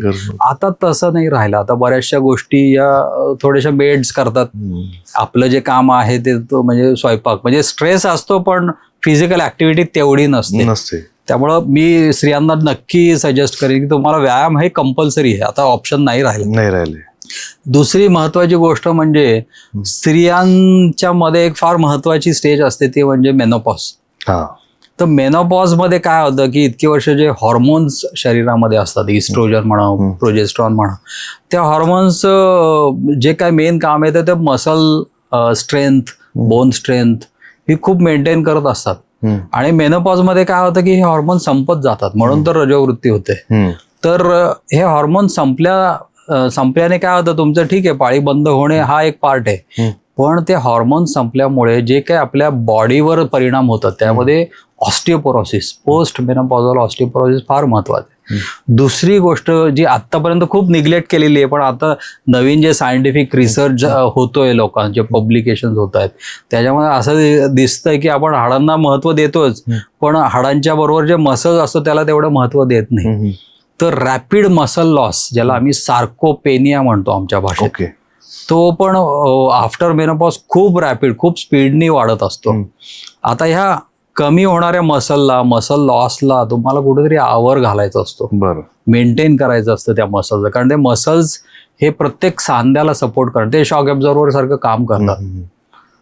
तर ह्या मसलची स्ट्रेंथ, फ्लेक्झिबिलिटी आणि त्या जॉईंटची स्ट्रेंथ, फ्लेक्झिबिलिटी हे सगळं मेंटेन करण्यासाठी नियमित स्ट्रेंथनिंग एक्सरसाइजेस फार गरजेचे आहेत. पूर्वी स्त्रिया म्हणजे थोडंसं कार्डिओकडे जास्त लक्ष द्यायच्या, नाही मला त्याने योगा, कार्डिओ, तर नाही व्यायाम केल्याने, वेट्स उचलल्याने किंवा आपण स्ट्रेंथनिंग एक्सरसाइज केल्याने आपण जाड दिसू पुरुषासारखं, तर तसं नाहीये. तर मसल डेव्हलपमेंट फार महत्वाचं आहे आणि त्यांनी जे काय उतार वयात म्हणजे 60 नंतर जे काय मानदुखी, पाठदुखी, ऑस्टिओपोरोटिक फ्रॅक्चर्स हा एक खूप प्रमाण आहे. मला आठवतंय गेल्या 2000 ते 2015 पर्यंत फ्रॅक्चर्स व्हायचे, पण बऱ्याच वेळा ते औषध गोळ्यांनी, पट्ट्यांनी, आणि खूप कमी वेळा आम्ही फ्रॅक्चर झालं आणि त्याची एक ट्रीटमेंट असते की त्या फ्रॅक्चर झालेल्या मणक्यामध्ये सिमेंट भरतो. आमचं मेडिकल सिमेंट असतं, त्याला आम्ही व्हर्टिब्रोप्लास्टी नावाची प्रोसिजर. तर त्याचं प्रमाण मी साधारणतः एक 15-16 वर्षात 2दा किंवा 3दाच अशा सर्जरी केल्या. पण आता रिसेंटली मी बघतोय या गेल्या 2-3 वर्षात महिन्याला मी 4 किंवा 5 अशा सर्जरी करतो. याचं रिझन म्हणजे इतकं सिव्हिअर, म्हणजे ऑस्टिओपोरोसिसचं जे काही प्रमाण आहे ते इतकं जास्त पटीने वाढलंय. बरं, त्याची सिव्हिअरिटी पण इतकी जास्त पटीने वाढली आहे की रिक्षातनं जाताना सुद्धा खड्ड्यातनं रिक्षा उडाली की फ्रॅक्चर होतंय, किंवा घरात बाथरूम मधनं बाहेर येताना थोडासा पाय पडले पण नाही, पाय नुसता सटकला थोडासा आणि आपण धरले, म्हणजे दरवाजाला धरून ते सावरलं स्वतःला, पण या थोड्याशा झटक्याने सुद्धा खूप फ्रॅक्चर व्हायला लागलेत. तर हा एक प्रकार आहे की पोस्ट मेनोपॉझल ऑस्टिओपोरोसिसला आपण कमी महत्व देतो. खाण्याचं प्रमाण तर आहेच आहे. सध्याचा काळ जो आहे तो सगळं फास्ट फूडचा आहे. फास्ट फूड तर सध्याचा जो काही फोकस म्हणजे पुरुषांचा नाही, स्त्रियांचा, मुलांचा, सगळ्यांचा, तर यांचा फोकस आहे तो मेनली चविष्ट खाणं. मॅकडोनल्ड झालं किंवा बर्गर, फ्रेंच फ्राईज, पिझ्झाज, तर ह्याच्याकडे जास्त लक्ष जातं. ते जिभेला चांगलं लागतं पण त्याच्यातली न्यूट्रिशनल व्हॅल्यू खूप कमी आहे ना. कमी. तुम्ही किती व्यायाम करा आणि जर तुमच्या शरीरात न्यूट्रिशन पोचत नसेल तर ते मसल डेव्हलप कसे होणार. आणि हे मसल डेव्हलप करण्यासाठी तुम्हाला परत you have to go back to the basics. म्हणजे आजी आजोबा जे करत होते तेच तुम्हाला करायचंय आणि तेच खरं नॉलेज होतं. आपण मधल्या काळात म्हणजे अजूनही भरकटलेलोच आहोत. तर ते आपल्याला लक्षात ठेवायचं की त्या काळात जाऊन आजी काय खायची, नाचणी सत्व, तुम्ही भाकरी खायच्या, भाज्या खायच्या, म्हणजे घरचं अन्न जे म्हणतो तर ते म्हणजे कालांतराने आता बिझी लाईफमुळे पण ते थोडंसं शक्य होत नाही. पण जेव्हा पॉसिबल आहे तेव्हा ते पाळलं पाहिजे. तर न्यूट्रिशन ती बरोबर. आणि चौथी मगाशी म्हटल्याप्रमाणे सनलाईट एक्सपोजर. कोण आता सध्या आपल्या वरांड्यात किंवा गॅलरीमध्ये हे सूर्यप्रकाश येतो सकाळी, पण किती लोक जाऊन तिथे बसतात 15 मिनिटं, पेपर वाचतात, चहा घेतात? कोणीच नाही. कारण आपण उठल्यानंतर समोर टीव्ही असतो, न्यूज बघायची असते, मग पटकन आंघोळीला जाऊन ऑफिसला जायचं असतं. मॉर्निंगच 9-10 वाजता लोकांचे असंही होतं. बरोबर आहे. तेव्हा ते हार्श होऊन असंही होतं. आहे थोडं लाईफस्टाईल चेंजेस आहेत. तर या सगळ्या गोष्टींना महत्व द्यायचं आणि स्त्रियांनी ह्या पाळलं पाहिजे गोष्टी. त्यांनी स्वतःकडे लक्ष दिलं पाहिजे. त्या स्वतः जर फिट असतील तर त्यांचं घर फिट राहू शकतं. अगदी. आणि मुलं काय करतात आजकाल, मुलं असू दे मुली, ते आईच्या जवळ जास्त असतात. तर आईच जर फिजिकली ऍक्टिव्ह असेल आणि ती जसं करते, मुलं पण हळूहळू तसंच वागायला लागतात. आई जर नसेल करत तर मुलं सुद्धा थोडंसं दुर्लक्ष करतात त्याच्याकडे. बरोबर. तर चांगल्या सवयी लावण्याच्या मागे आईचा रोल आहे. वडिलांचा तर आहेच आहे. मी असं नाही म्हणत की वडिलांचा नाहीये, पण आई डेफिनेटली मला वाटतं जास्त वेळ मुलांना देते वडिलांपेक्षा सध्याच्या काळात. मी जनरलाइज करतोय, म्हणजे काही अपवाद असतातच याच्यात, पण या गोष्टी आहेत. तर थोडंसं प्रत्येकाने ॲज अ फॅमिली मॉर्निंग एक इव्हेंट करणं, म्हणजे तो दिवसभर प्रत्येक जण आपापल्या कामात व्यस्त असतो. बायको नवरा त्यांच्या कामात व्यस्त असतात, मुलं दुसरीकडे असतात. तर हे सकाळी जर एकत्र येऊन, जसं आपण ब्रेकफास्ट एकत्र करतो तसंच एकत्र येऊन व्यायाम करायला काय हरकत आहे. खरंय. मग तो घरातला असू दे, तुम्ही फर्निचर बाजूला करा, सोफे बाजूला करा, मध्ये सतरंजा टाका, प्रत्येक जणांनी थोडेसे योगासनं करा, कोणी नाही का, पवन मुक्तासन करा, मर्कटासन करा, सूर्यनमस्कार घाला. आता कपल एक्सरसाइज पण खूप जोरात एकमेकांना सपोर्ट देऊन ते पण हा एक इव्हेंट पण होऊ शकतो टू कनेक्ट इच अदर. आणि मुलांनाही ती थोडीशी एक आईवडिलांबरोबर काहीतरी केलं असं वाटतं. तर आहेत बरेचसे मार्ग आहेत, पण आता त्याच्यात थोडंसं इनिशिएटिव्ह आणि एन्थुझियाझम दोन्ही गोष्टींची गरज आहे. एका आर्टिकल मध्ये असं होतं की मुलाचा जन्म होताना आई किती हेल्दी होती, तिचं लाईफस्टाईल किती हेल्दी आहे याच्यावर मुलाचं हेल्थ ठरतं. भविष्यात तो किती हेल्दी असणार आहे किंवा त्याला कोणते कोणते डिसीज वगैरे होणार आहे. तर जर आईच ऍथलीट बॉडीची असेल, जसं आता फॉरेनचा आपण बघतो की एक व्हिडिओ मी पाहिला होता की तिने एक छोटस बाळ पुढे बॅग मध्ये लावलं आणि एक मागे लावलं आणि ती माउंटन क्लाइंब करते. तर ते इतके अवेअर आहेत. आणि आपल्याकडचे पाहिलं पण तर सगळे अनहेल्दी दिसतात, आपल्याला ओव्हरवेट दिसतात. मोस्टली स्त्रियांमध्ये अजून सुद्धा वर्कआउट करायचं ट्रेडिशनल आलेलं नाही. फार तर योगापर्यंत पोहोचलेत, ते सोसायटीमध्ये फ्री असतं म्हणून. अदरवाईज अवेअरनेस वगैरे काही नाही. तर हे कितपत त्यांना, याला बरीच कारणं आहेत. असं एकाला धरून असं नाही सांगतायत, पण इन जनरल मी बघितलं की एक जेनेटिक्स पण आहे. आता तुम्ही जर बघितलं युरोपमधले ज्या स्त्रिया असू दे किंवा माणसं असू दे, फिजिकली फिट आणि व्हेरी ऍक्टिव्ह असतात. आणि त्यांची लाईफस्टाईल पण तशीच असते की वर्क लाईफ बॅलन्सला खूप चांगलं प्रॉपरली त्यांनी मेंटेन केलेलं असतं. आता मी जेव्हा स्वित्झर्लंडमध्ये शिकत होतो त्यावेळी मी बघायचो की विकेंडला सकाळी लोक 6ला सायकल घेऊन जे जायचे, माउंटेनिअरिंग करायचे, किंवा सॅटर्डे संडे हे कम्प्लिटली ऑफ वर्क आणि प्रॉपर एक्सरसाइज असायचे आणि आउटडोर असायचे. मग त्यांना स्विमिंग करायचं, कोणी सायकलिंग करायचं, कोणी माउंटेनिअरिंग करायचं, म्हणजे काहीतरी ऍक्टिव्हिटी चालू असायच्या प्रत्येकाची. तशी सवय अजून नाही आपल्याकडे. म्हणजे आता यंग जनरेशन थोडंसं त्या दिशेला कलतंय, पण मधला जो काही काळ आहे किंवा बरेचसे आपण म्हणूया स्त्रिया अजून किंवा पुरुष, तर आपण अजूनही भारतीय लोक थोडंसं घरी बसून नाही आता टीव्ही बघू, आज TV ही बघू. सिरियल बघूया, जेवण दुपारचं चांगलं खाऊया आणि झोपूया थोडंसं 1-2 तास. तर अजून तसा कल आहे. तर थोडंसं आपण त्याच्याकडे लक्ष दिलं पाहिजे. जेनेटिकली युरोपियन लोक हे जास्त स्ट्रॉंग आहेतच, त्यामुळे त्यांचे बेबीज पण तेवढेच हेल्दी असतात. याचा अर्थ नाही आपण प्रत्येक वेळी जेनेटिक्सला म्हणजे ब्लेम करायचं की नाही आमचं इंडियन लोकांचं जेनेटिक्सच, आमची मुलं अशीच. तुम्ही त्याच्यात चेंज करू शकता. जीन्स हे चेंजेबल आहेत. त्यामुळे मातांनी जर आता प्रेग्नन्सी होतीये, तुम्हाला प्लॅन करायचे, त्याच्या आधीचा फिटनेस, तो चांगला फिटनेस त्या 9 महिन्यात त्यांना खूप मदत करू शकतो. आणि नंतर सुद्धा की एकदा ती सवय लागलेली आहे, तुम्हाला व्यायामाची सवय लागली आहे, भीती गेलेली आहे त्याच्याबद्दल, त्याच्यातलं जे काही थोडंसं अनोखीपणाचं जे रिलेशन असतं आपल्याला. बऱ्याच लोक अजूनही मी म्हणेन व्यायामाचा कंटाळा नसतो, पण ते थोडंसं त्यांना सवय नसती त्याची, त्यामुळे ते करणं असं काहीतरी मॅथमॅटिक्सचा अभ्यास केल्यासारखं वाटतं व्यायाम. तर ती जी आपली मधली जे बॅरियर आहे ते कुठंतरी आपल्याला तोडून ते नंतर आपल्याला त्याच्यात काम करायचं असतं. तर हे जर आधीच जर तुम्ही प्रेग्नन्सीच्या आधी केलं आणि ती सवय लागली व्यायामाची, प्रेग्नन्सी झाल्यानंतर तुमचं ते मन तुम्हाला सांगत अरे आपण चला सुरू करूया, चला सुरू, आणि ते बेनिफिट त्याचं नक्कीच होतं. स्त्रियांमध्ये जे प्रेग्नन्सी नंतरचं जे काही बॅक पेन किंवा ड्युरिंग बॅक पेन आहे, ड्युरिंग प्रेग्नन्सी बॅक पेन जे होतं, तर ह्याचं प्रमाण पण खूप आहे इंडियन स्त्रियांमध्ये. ते लॉंग लास्टिंग आहे बरेच. आणि त्याचं मेन रिझन म्हणजे प्रेग्नन्सीमध्ये काही चेंजेस होतात बॉडीमध्ये. बेबी पुढे असतं, त्यामुळे तुमचं सेंटर ऑफ ग्रॅव्हिटीच पुढे सरकलेलं असतं.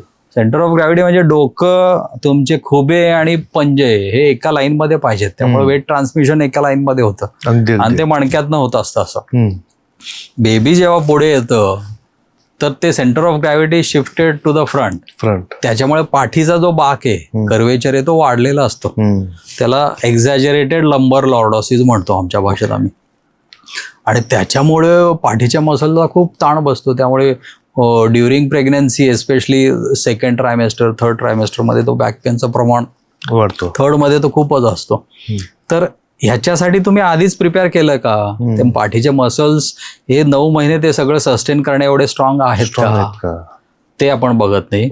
आणि नंतर सुद्धा प्रेग्नन्सीमध्ये एक महत्वाची चेंज म्हणजे काय होतं, ते प्रोजेस्ट्रॉन म्हणून जे हॉर्मोन आहे स्त्रियांचं, तर ते सिक्रिशन त्याचं वाढलं असतं. त्यांनी मिल्क प्रोडक्शन आणि या सगळ्या गोष्टी. पण त्याचा एक साईड इफेक्ट म्हणजे सगळे मसल्स लूज पडलेले असतात, लिबलिबीत झालेले असतात. तर आपल्याला ते स्ट्रॉंग करायचे असतात, त्याला स्ट्रॉंग, दणकट आणि थोडेसे पॉवरफुल करायचे असतात.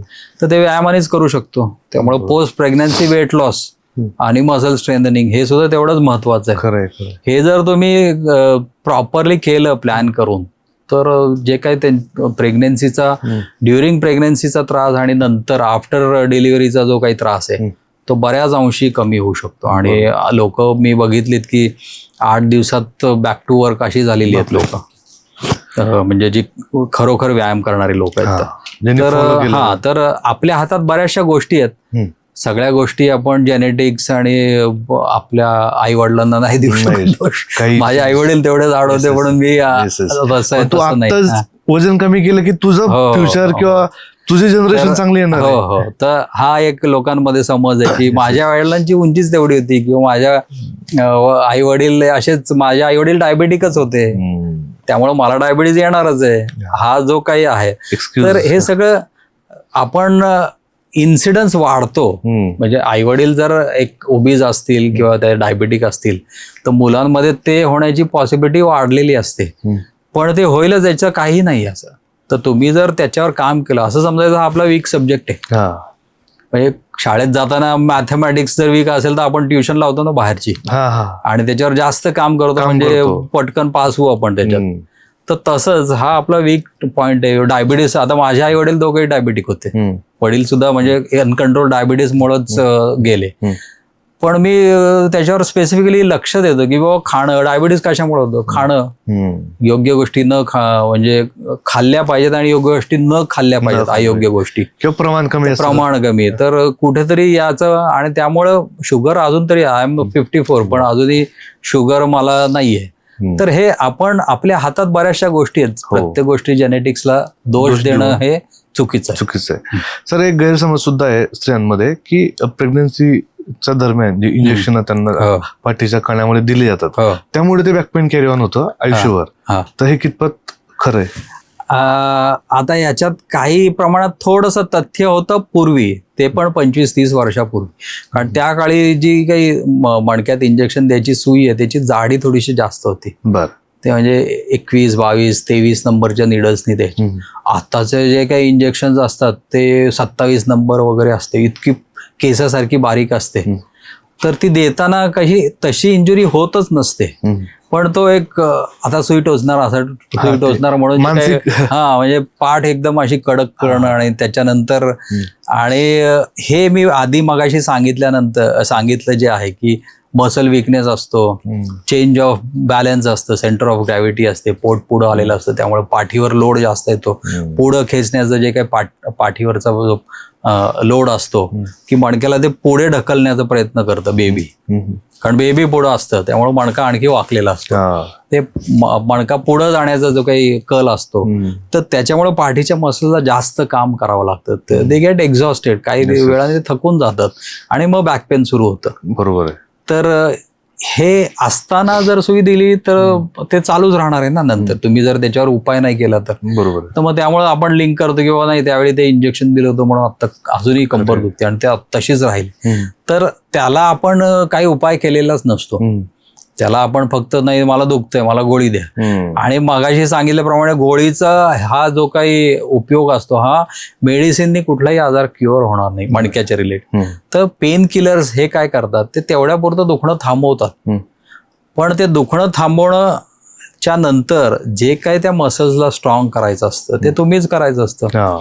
त्यामुळं आमच्या स्पाईन सर्जरीमध्ये एक बीज मंत्र आहे की बॅक पेन आला ना की गोळी आम्ही देणार तुम्हाला 4-5 दिवसाच्या आठवड्याच्या, पण त्याच्यानंतर दुसऱ्या व्हिजिटला तुम्ही फिजिओथेरपी शिका, घरी करा आणि ते नियमितपणे करत राहा, म्हणजे तुम्हाला ते परत यायला लागणार नाही माझ्याकडे, असं आम्ही त्यांना सांगतो. आणि बऱ्याच वेळा काय होतं की लोक गोळी घेतली बरं वाटतं आता ठीक आहे आय एम ओके, तर हे काय तापासारखं नाही की तेवढ्यापुरतं आला गोळी घेतली आणि गेलं. मूळ जो रूट कॉज आहे की मसल विकनेस त्याच्यावर तुम्ही ऍड्रेस करायलाच लागतं आणि तो म्हणजे कोर मसल्स तुमचे स्ट्रॉंग नसतील तर थोडं जरी ओव्हरलोड झालं त्या मणक्यावर, म्हणजे एखाद दिवशी तुम्ही थोडंसं जास्त काम केलं अर्धा तास किंवा वेगळं काम केलं, काही उचलण्याचं माळा झाडण्याचं काम केलं किंवा काही बादली उचलण्याचं काम केलं तर तो एक्स्ट्रा वर्क तुमच्या पाठीवर आणि तुम्ही दुसऱ्या दिवशी तुमची पाठ बोलणार. त्यामुळं तुमची पाठीची कॅपॅसिटी वाढवा, नाही तर मग नुसतं बसून राहणं तर शक्य नाही. त्यामुळे कॅपॅसिटी वाढवणं हेच सोल्युशन आहे. That is the right way to go. बरोबर आहे. सर जेव्हा डॉक्टरांकडे पेशंट्स येतात तेव्हा ऍज अ अनालिसिस म्हणून त्यांना बऱ्याच टेस्ट दिल्या जातात, एक्सरे पण काढायला लावतात, MRI असतात, तर मग ह्या टेस्टचा काय उपयोग असतो आणि ते कसं प्रोसेस केलं जातं? आता पहिली गोष्ट कुठलाही त्रास होतो ना, तुम्ही जर तर तीव्र असेल आणि तो आपल्या आपण थांबत नसेल, तुम्ही डॉक्टरांकडे जाता स्पेशालिस्टकडे. तर स्पेशालिस्ट जी काही हिस्ट्री तुमची ऐकतो त्याच्याने त्याच्या डोक्यात एक निदान टेम्पररी तयार होतं. मग तो काय करतो, पेशंटला बेडवर झोपून वेगवेगळ्या टेस्ट करतो. त्या हिस्ट्रीचं आणि त्या टेस्टमधले जे काही टेस्ट आहेत पॉझिटिव्ह निगेटिव्ह त्याचं मॅचिंग केलं जातं आणि एक निदान तयार करतो. आता हे निदान कन्फर्म करण्यासाठी आपण एक्सरे MRI करतो. MRI युजली आता फार कॉमन झालं की पेशंट आमच्याकडे ऑलरेडी MRI घेऊनच आलेले असतात, काही अशा थप्प्या घेऊन येतात की माझा MRI.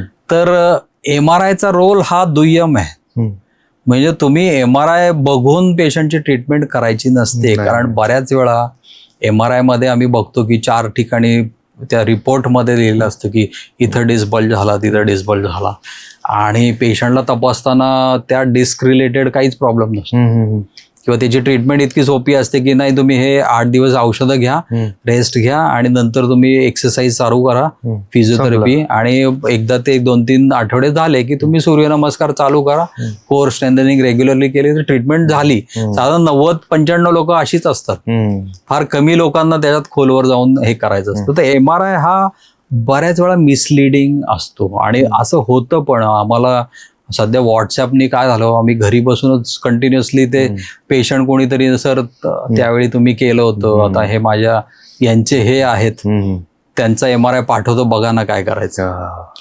आणि तो MRI बघून कधी कधी फिल्म असतात आणि तो MRI बघून कधी कधी वाटतं की ऑपरेशन, पण ऍक्च्युअली तुम्ही जेव्हा पेशंटला तिथं बोलवता आणि त्याला तपासता त्यावेळी काही वेळा असं झालेलं आहे की MRI मध्ये जे काही चित्र दिसतंय आणि त्यांना होणारा त्रास याचा काही संबंधच नाही, दोन्ही वेगळ्याच गोष्टी असतात. Okay okay okay. कधी कधी असंही झालंय की मी एखाद्या पेशंटचा कमरेचा MRI सांगितलाय आणि त्यांचं स्क्रीनिंग मध्ये मानेमध्ये काहीतरी वेगळाच काहीतरी आजार दिसतो आणि तो सायलेंट आहे आणि तो एज रिलेटेड आहे. तर त्यांना काही त्रासच नाही, पण मानेत MRI मध्ये भयानक काहीतरी बघितलं नुसतं MRI तर लगेच ऑपरेशन केलं पाहिजे. पण मग हे मिसमॅच आहे, याला आम्ही क्लिनिको रेडिओलॉजिकल मिसमॅच. कधी कधी पेशंटला क्लिनिकल सिम्पटम्स वेगळेच आहेत, क्लिनिकल टेस्ट वेगळ्याच पॉझिटिव्ह आहेत, पण MRI मध्ये काहीतरी दुसरंच दिसतंय. तर हे जे असेल, आता सध्या एक पेशंट ऍडमिट आहे माझ्याकडे, ऑलरेडी 2 लोकांनी त्यांना सर्जरी सांगितली आणि त्यांना खूप सिव्हिअर लेग पेन, पेशंटला ब्रेन ट्युमर पण आहे, गेले 20 वर्ष त्याची ट्रीटमेंट चालू आहे आणि काल खूपच रडत आल्या व्हीलचेअरवर, पाय दुखतोय, पाय हलत नाही. बघितलं आणि त्यांना अर्जंटली मणक्याचं ऑपरेशन सांगितलं एका डॉक्टरने आणि तुमचं नाव ऐकून मी तुमच्याकडनं करून घ्यायला आले. मग मी टेस्ट केल्या, बघितलं, MRI बघितलं तर मॅचच होत नाही. मी म्हणलं मी तुमचं ऑपरेशनच करणार नाही, कारण मला ज्या गोष्टीत मला माहिती आहे की याच्यात सक्सेस नाहीच आहे ऑपरेशन, त्या गोष्टी केल्याने तुमचं नुकसानच होणार आहे, त्याचा फायदा काहीच नाही. मग पेन किलर दिल्या. व ते बऱ्याच वेळा पायाचं दुखणं हे न्यूरोपॅथीमुळे पण असतं. शुगर कंट्रोल नाहीये, अनकंट्रोल शुगर आहे, डायबेटिक न्यूरोपॅथी, कधी कधी व्हायरल न्यूरोपॅथी असते. प्रत्येक आजाराचा उपाय म्हणजे ऑपरेशन नाहीये. तर हे लोकांना समजणं फार गरजेचं आहे. कधी कधी इतके वेगळे म्हणजे प्रकार बघतो. आता मी तुम्हाला एक किस्सा सांगतो. बरेच मला वाटतं 10 वर्षापूर्वी एक पेशंट माझ्याकडे आला, साधारणतः 38-39 वर्षाचा माणूस, एकदम स्माइलिंग, हसत खासत, आणि आल्यानंतर तो टेस्टच सांगतो मला अशी L5 ची रॅडिक्युलोपॅथी आहे एवढं. हो, तो आणि MRI चे थप्पे अशा 4-5 MRI पूर्ण अभ्यास झाला. हा, म्हटलं L5 रॅडिक्युलोपॅथी आहे आणि मला एक 6 महिन्यापासून हा त्रास आहे, मी मेडिसिन घेतली, मला उपयोग नाही, तर मला बऱ्याच डॉक्टरनी सर्जरी सांगितली, तुम्ही दुर्बिणीतनं करता म्हणून मी तुमच्याकडे आलो, तुम्ही बघा. तर मी ॲज युजल मी कधी MRI पहिला कधीच बघत नाही. मी पहिल्यांदा हिस्ट्री, किती दिवस, कसं दुखतंय, चालताना दुखतंय का, विश्रांती घेतली की दुखणं थांबतंय का, म्हणजे मेकॅनिकल पेन पाहिजे ते. मग झोपल्यावर टेस्ट बघितल्या. मग मला शंका आली, म्हटलं अहो मला वाटत नाही तुमच्याकडं तपासून तर मला असं कुठली साईन नाही आहे ना. मग मी MRI बघितलं तर MRI मध्ये बारीकशी अशी छोटीशी डिस्क, मी त्याला डिस्क पण नाही म्हणणार, ते एज रिलेटेड निसर्गाने जे काही झीज होते मणक्यामध्ये तशी ती चकती थोडीशी बल्ज होते आणि त्यांना ते पेन होतं. मग मी बराच वेळ बघितलं, बोललो आणि थोडीसं, मग अशा वेळी मी थोडासा वेळ जास्त देतो, 20-25 मिनिटं, कधी अर्धा तास, 40 मिनिटं पण जात. मग त्यांना विचारलं नक्की काय आहे, घरी कोण कोण असतं, काय. मग ते विचारताना लक्षात आलं की त्या माणसाची 6 वर्षाची मुलगी 1.5 वर्षापूर्वी खेळत होती आणि खेळता खेळता ती बेशुद्ध पडली. अच्छा.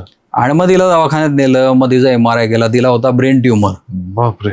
मग तिचं त्यावेळी ऑपरेशन केलं आणि ऑपरेशन नंतर तिच्या दोन्ही डोळ्याची दृष्टी गेली, परमनंट ब्लाइंडनेस झाला.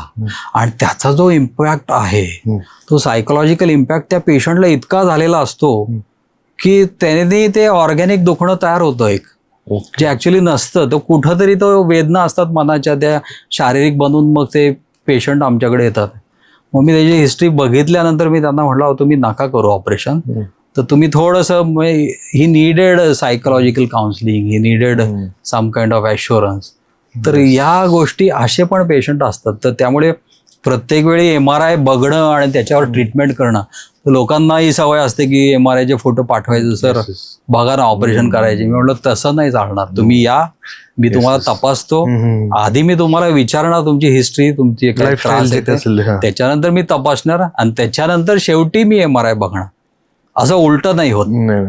आणि केवढं कठीण आहे सर ते, आता मी ऐकल्यावर मला वाटतं की खूप प्रकार असे वेगवेगळे आम्ही बघितलं. आणखी एकदा असं किस्सा होता की एक जळगावचा पेशंट होता, यालाही 8-10 वर्ष झाली. तर तो पेशंट दोन्ही पाय चालले की बधीर व्हायच्या, मुंग्याच्या. आमच्या फील्डमध्ये लंबर कॅनल स्टेनोसिस म्हणजे मणक्यांची जागा कमी होऊन तो नर्व्स कॉम्प्रेस होतात, की अशा पेशंटला कसं की काही अंतर चाललं की बसायला लागतं, पाय भरून येतात, जड होतात, मुंग्या येतात. त्याला आम्ही क्लॉडिकेशन पेन म्हणतो. तर त्याची हिस्ट्री आणि मग चालताना थोडंसं लघवीची जागा बधीर होणं. तर 1.5 वर्षापूर्वी त्याचं ऑपरेशन झालं होतं मणक्याचं. ते ऑपरेशन केल्यानंतर तो म्हटलं मला काही उपयोग नाही झाला. मग आणखी तो काही दिवस ट्रीटमेंट घेत होता. आणखी एका ठिकाणी गेला, तिथं पण मग ऑपरेशन सांगितलं. तर मी मग ये टेबलवर मला चेक करू दे. तपासताना मी बघितलं त्याच्या दोन्ही पायाच्या जे काही नाड्या असतात, ही आपली रेडियल पल्स आहे बघा इथे, तशी पायाला डॉर्सॅलिस पेडिस नावाची पल्स असते, जी मागे असते ती ह्या इथे समोरच्या बाजूला, या इथे अशी. हा. तर मला ती सवय ती बघितली, तर मला लागत नाहीये, थांबू दे. मग मी वरती बघितलं तर ह्या जांगेमध्ये पण ज्या हे पल्सेस असतात, मोठी फिमोरल आर्टरीची पल्स असते, ती वळली लागत नाही. थांबा म्हटलं मला. मग मी टेस्ट केला तर मला काही ते असं मणक्या रिलेटेड नाही वाटलं. मी म्हटलं तुम्हाला डॉपलर करायला पाहिजे याचा. तर कलर डॉपलर करून त्या रक्तवाहिन्या कुठे ब्लॉक झाल्यात का ते बघूया. आणि ते केल्यानंतर त्यांना मोठा थ्रॉम्बस होता. म्हणजे म्हणजे जी काही मेन रक्तवाहिनी असते, एओर्टा नावाची रक्तवाहिनी असते, तर ती अशी बायफर्केट होते. तिथं मोठा असा क्लॉट होता, ब्लडचा क्लॉट. आणि तो ब्लॉक होऊन त्या दोन्ही पायाला, म्हणजे पुढे रक्त पुरवठाच नाही ना पायात ना, त्याच्यामुळे थोडंसं काम झालं. म्हणजे वॉकिंग हे कामच आहे ना. थोडंसं चाललं की मग पायांना मुंग्या येणं, जडपणा होणं. आता अशा पेशंटमध्ये ते MRI मध्ये एवढीशी डिस्क दिसते मला, किंवा जरी असली, आणि अशा पेशंटला ऑपरेशन केलं त्याचा बेनिफिट काहीच नाही, नुकसान. तर हे क्लिनिकल एक्झामिनेशन फार महत्वाचं आहे.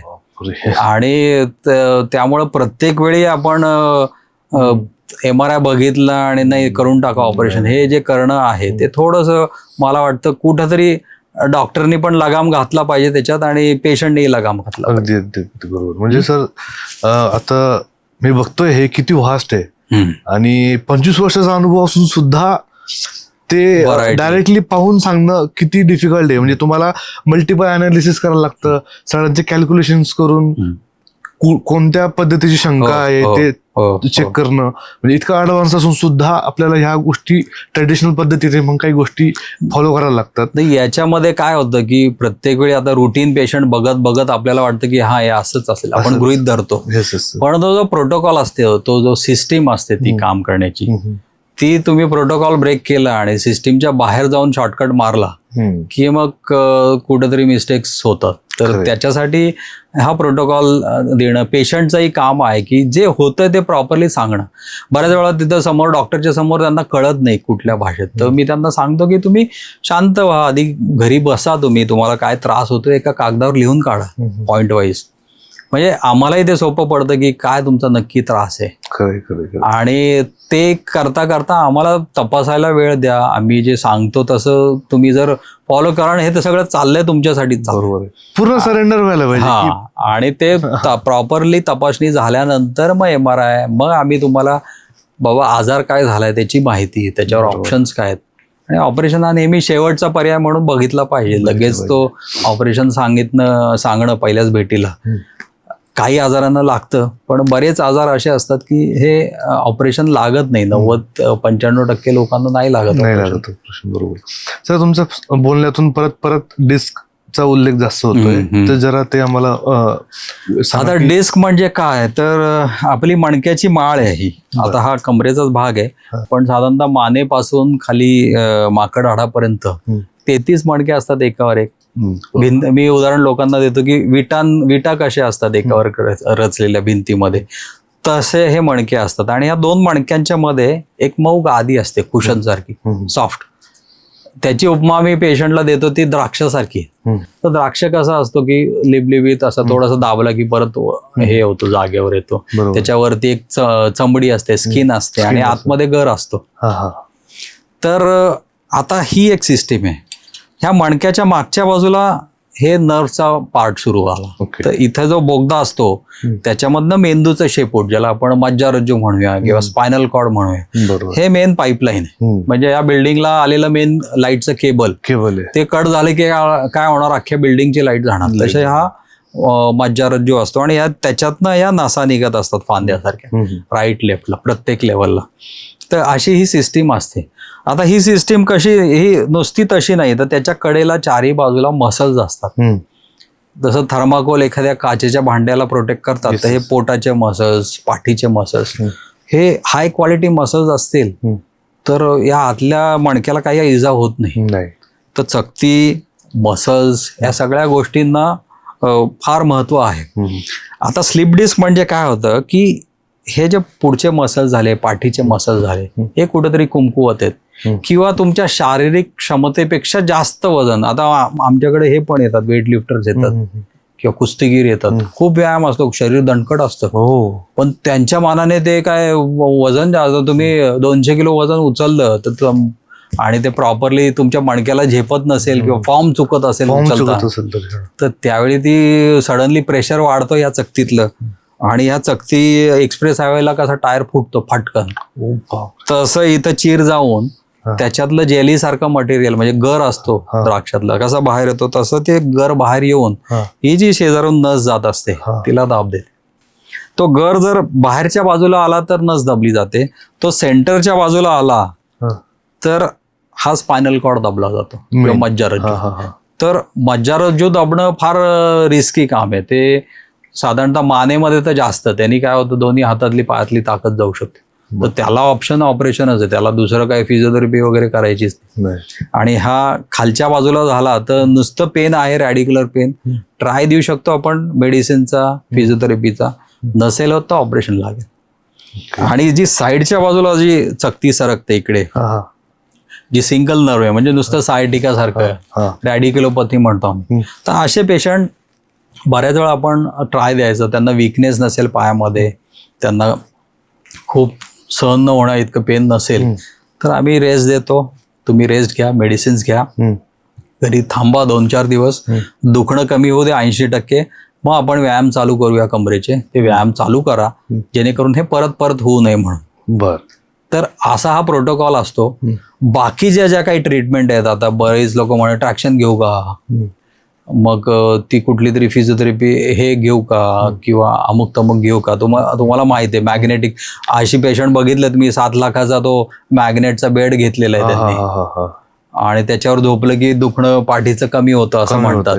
आपण बघितलं तर नाईस गाईडलाईन्स आहेत, ते UK बेस्ड NHS सिस्टीम आहे, तर त्यांच्या गाईडलाईन्स जर तुम्ही आपण बघितल्या तर बऱ्याच गोष्टी आहेत. तर कमरेचा पट्टा वापरला तर उपयोग होतो का, तर त्याच्यामध्ये लिहिलंय की नाही उपयोग होत त्याचा. दुसरी गोष्ट, ट्रॅक्शननी उपयोग होतो का, तर नाही होत, कारण याच्यात कन्सिस्टंट रिझल्ट नाही आहेत. ट्रॅक्शन म्हणजे आता लोक नाही का वजन बांधतात, ताण देतात, तर त्याचा खरंच उपयोग नाही होत. बेसिकली ती एन्फोर्स्ड बेड रेस्ट आहे, म्हणजे तुम्हाला ते कंपल्सरी ते 20 मिनिटं झोपून ठेवतं, त्याने पण बरं वाटत असेल. उलट मी असे पेशंट बघितले की ट्रॅक्शन घेतल्यानंतर त्रास वाढलेला आहे, ती चकती आणखी बाहेर आलेली आहे आणि मला इमर्जन्सीत ऑपरेशन करायला लागलंय.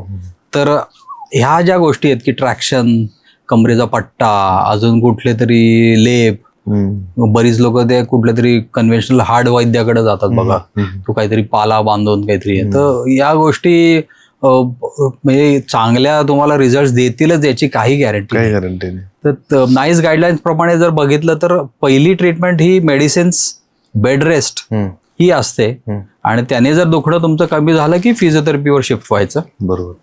दुसरी गोष्ट, सायटिक पेन आहे, कुठेतरी मणक्यातली गादी बाहेर आली, आपल्याला माहिती आहे कुठे दिसतीये ती, आपल्याला ऑपरेशन टाळायचं आहे किंवा त्या गादीचं म्हणजे जो काही कॉम्प्रेशन आहे ते मीडियम पद्धतीचं आहे, काही फार डेफिसिट नाही आहे, काही विकनेस डेव्हलप नाही झालेला, तर अशा वेळी रूट ब्लॉक इंजेक्शन म्हणून त्याचा पण उपयोग होतो. तर त्याच्यात आम्ही मणक्यामध्ये एक सुई सोडतो, ऑपरेशन थिएटरमध्ये केली जाते ही प्रोसिजर, आणि त्या एक वेगळं मशीन असतं, फ्लोरोस्कोपी मशीन म्हणून, सियाम म्हणतो आम्ही, त्या सियामच्या खाली पेशंटला झोपवून जंतुनाशक करून ऑपरेशन सारखंच, आणि त्याच्यानंतर ती सुई त्या टीव्ही मध्ये बघत ती जिथं आपल्याला पाहिजे तिथे पोहोचवतो आणि त्याच्यातनं सूज कमी करायचं औषध देतो. त्यांनी बऱ्याच वेळा पेशंटचं दुखणं थांबतं. आणि या सगळ्या गोष्टी जर उपयोग नसतील या दोन्ही गोष्टींचा, किंवा पेशंटचा त्रास खूप जास्त आहे, विकनेस खूप जास्त प्रमाणात आहे, लघवीचा कंट्रोल गेला आहे, बरेच दिवसांचा त्रास आहे, स्टेनॉसिस आहे जे इंजेक्शननी बरं होत नाहीत, असे जर प्रकार असतील तर त्याला ऑपरेशन लागतं. तर हे 3 गोष्टी, रेस्ट, मेडिसिन्स, इंजेक्शन आणि ऑपरेशन, तर बाकी बऱ्याचशा गोष्टीचा तेवढा उपयोग होत नाही. बरोबर. बरेचसे लोक काही वेगवेगळ्या प्रकारची थेरपीज वापरतात.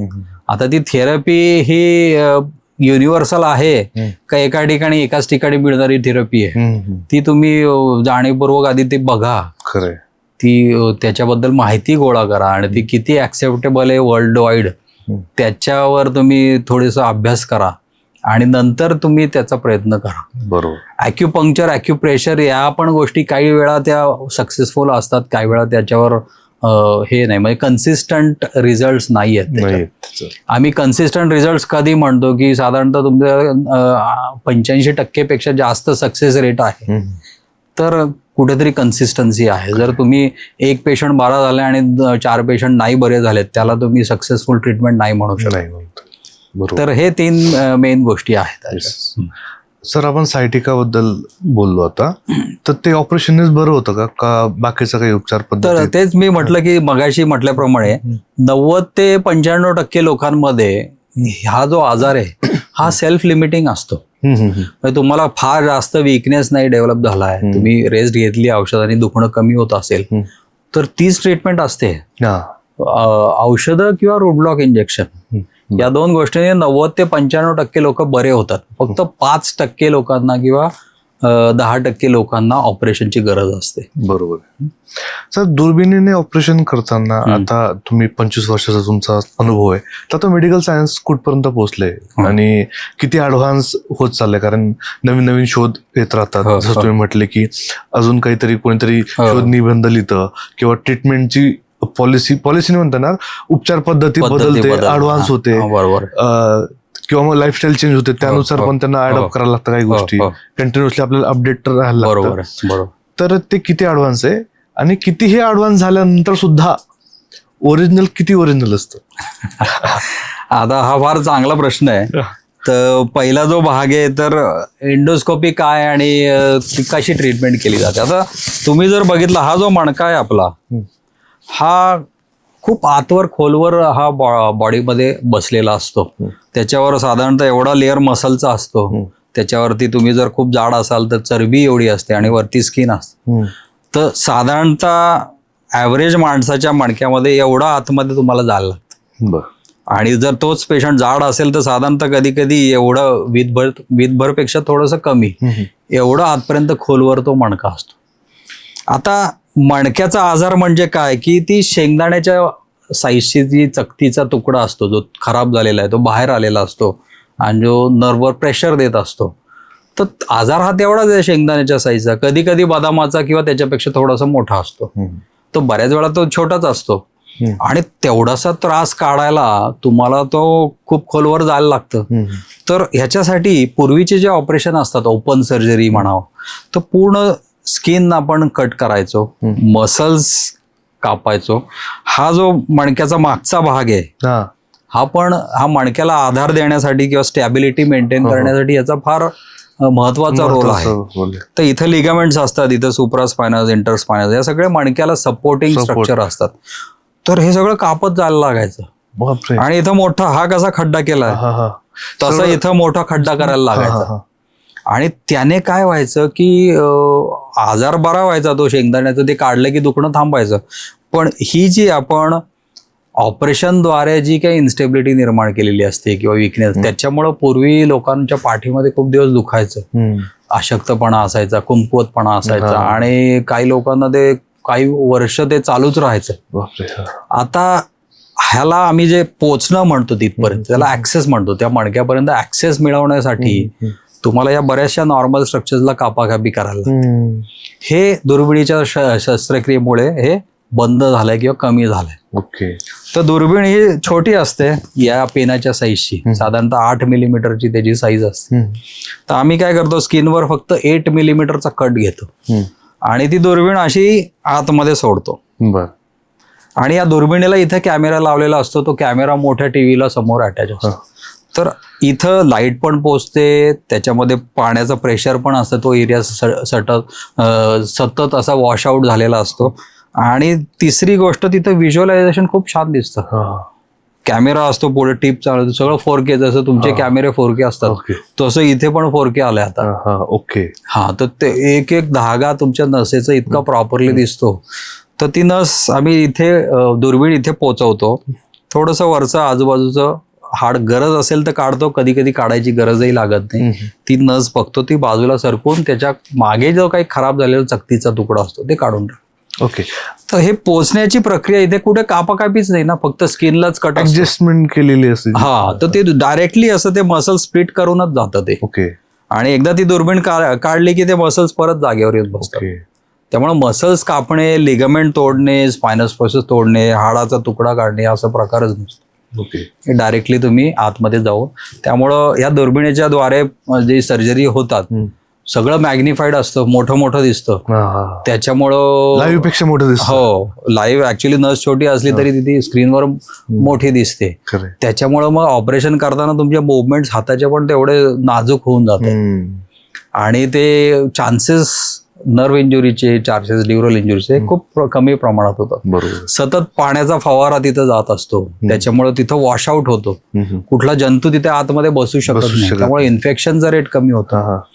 पाण्याच्या प्रेशरमुळं ब्लिडिंग कंट्रोल खूप चांगला असतो, ब्लिडिंगच होत नाही. बरोबर. झालं तरी असं मिलीमीटर. त्यामुळं या ऑपरेशनमध्ये साधारणतः 20-25 ml ब्लड लॉस असतो फक्त. जर तेच आपण ओपन सर्जरी केली तर जवळजवळ 100, 150, 200 पण जाऊ शकतो. तर तिथं 20 ml पण नसतो ब्लड लॉस, बऱ्याच वेळा त्याच्यापेक्षा कमी असतो. ते फायदे आहेत त्याचे. तुम्ही म्हटले की मणक्यामध्ये चकती असते ती आपण बाहेर काढतो, तर ती मणक्याची झालेली झीज तेच असतं ना ते? नाही, झीज वेगळी आणि डिस्कर्निएशन वेगळं. आता हे कन्फ्युजिंग आहे की बऱ्याच वेळा लोक म्हणतात स्लिप डिस्क झाली. स्लिप डिस्क म्हणजे काय की स्लिप डिस्क ही तरुण माणसांमध्ये पण होते आणि वयस्कर माणसांमध्ये पण होते. त्याचं मेन जो काही प्रॉब्लेम असतो की ही जी गादी आहे द्राक्षासारखी, त्याच्या वरच्या चमडीला टेअर जातो कुठेतरी, पंक्चर होतं आणि त्याच्यातनं गर तो आतला बाहेर येतो आणि त्या नर्ववर प्रेशर देतं. त्याला आपण ते नर्व अशी चेंबून जाते, त्याला जागाच राहत नाही. तर त्याला आपण डिस्कर्निएशन म्हणू, स्लिप डिस्क म्हणू. आणि हे जे तुम्ही म्हटलंय की दुसरं झीज झालीये, तर झीज मध्ये काय होतं की ही जी गादी आहे ही जसं वय वाढतं माणसाचं, ते कालांतराने ती कमी होते. त्याच्यातला जो काही वॉटर कंटेनर असतो किंवा स्पंजिनेस असतो तो कालांतराने कमी होतो. उदाहरण द्यायचं झालं की द्राक्ष सुकल्यावर मनुका कसा होतो, तशी ती गादी सुकून जाते. ती सुकल्यानंतर ती बेडप होते आणि ती बेडप झाली की मागच्या बाजूला ती सरकते. आणि हा जो कॅनल आहे ज्याच्यातनं हे मज्जारज्जू आणि नस, हा एवढा मोठा कॅनल असतो आणि हा मज्जारज्जू एवढा असतो, त्याला भरपूर जागा आहे आतमध्ये. तर ती डिस्क तुमची झिजल्यामुळे, त्याला आपण स्पॉन्डिलॉसिस म्हणू किंवा, तर त्या कॅनलची स्पेसच कमी होते आणि ती नर्व अशी अडकून जाते त्याच्यात. त्याला आमच्या भाषेत लंबर कॅनल स्टेनोसिस, म्हणजे नर्व ही चिमटून जाते, त्याच्यातला मधला जो काही स्पायनल कॉर्डचा पार्ट असतो तो चिमटून जातो. तर तो एज रिलेटेड आहे. पहिला पार्ट हा डिस्कर्नेशन वेगळा आणि लंबर कॅनल स्टेनोसिस किंवा वयोमानाप्रमाणे झीज, काही लोक त्याला स्पॉन्डिलॉसिस म्हणतात. बरोबर. तर ते वेगळं. दोन्ही स्पॉन्डिलॉसिस हे एजेड पेशंट मध्येच होतं, साधारणतः 50 नंतर. बरोबर. सर, आपण म्हणतो की आता एक्सरसाइज वगैरे करायला पाहिजे, आणि आता जिम मध्ये वेगवेगळ्या पद्धतीचे एक्सरसाइज असतात.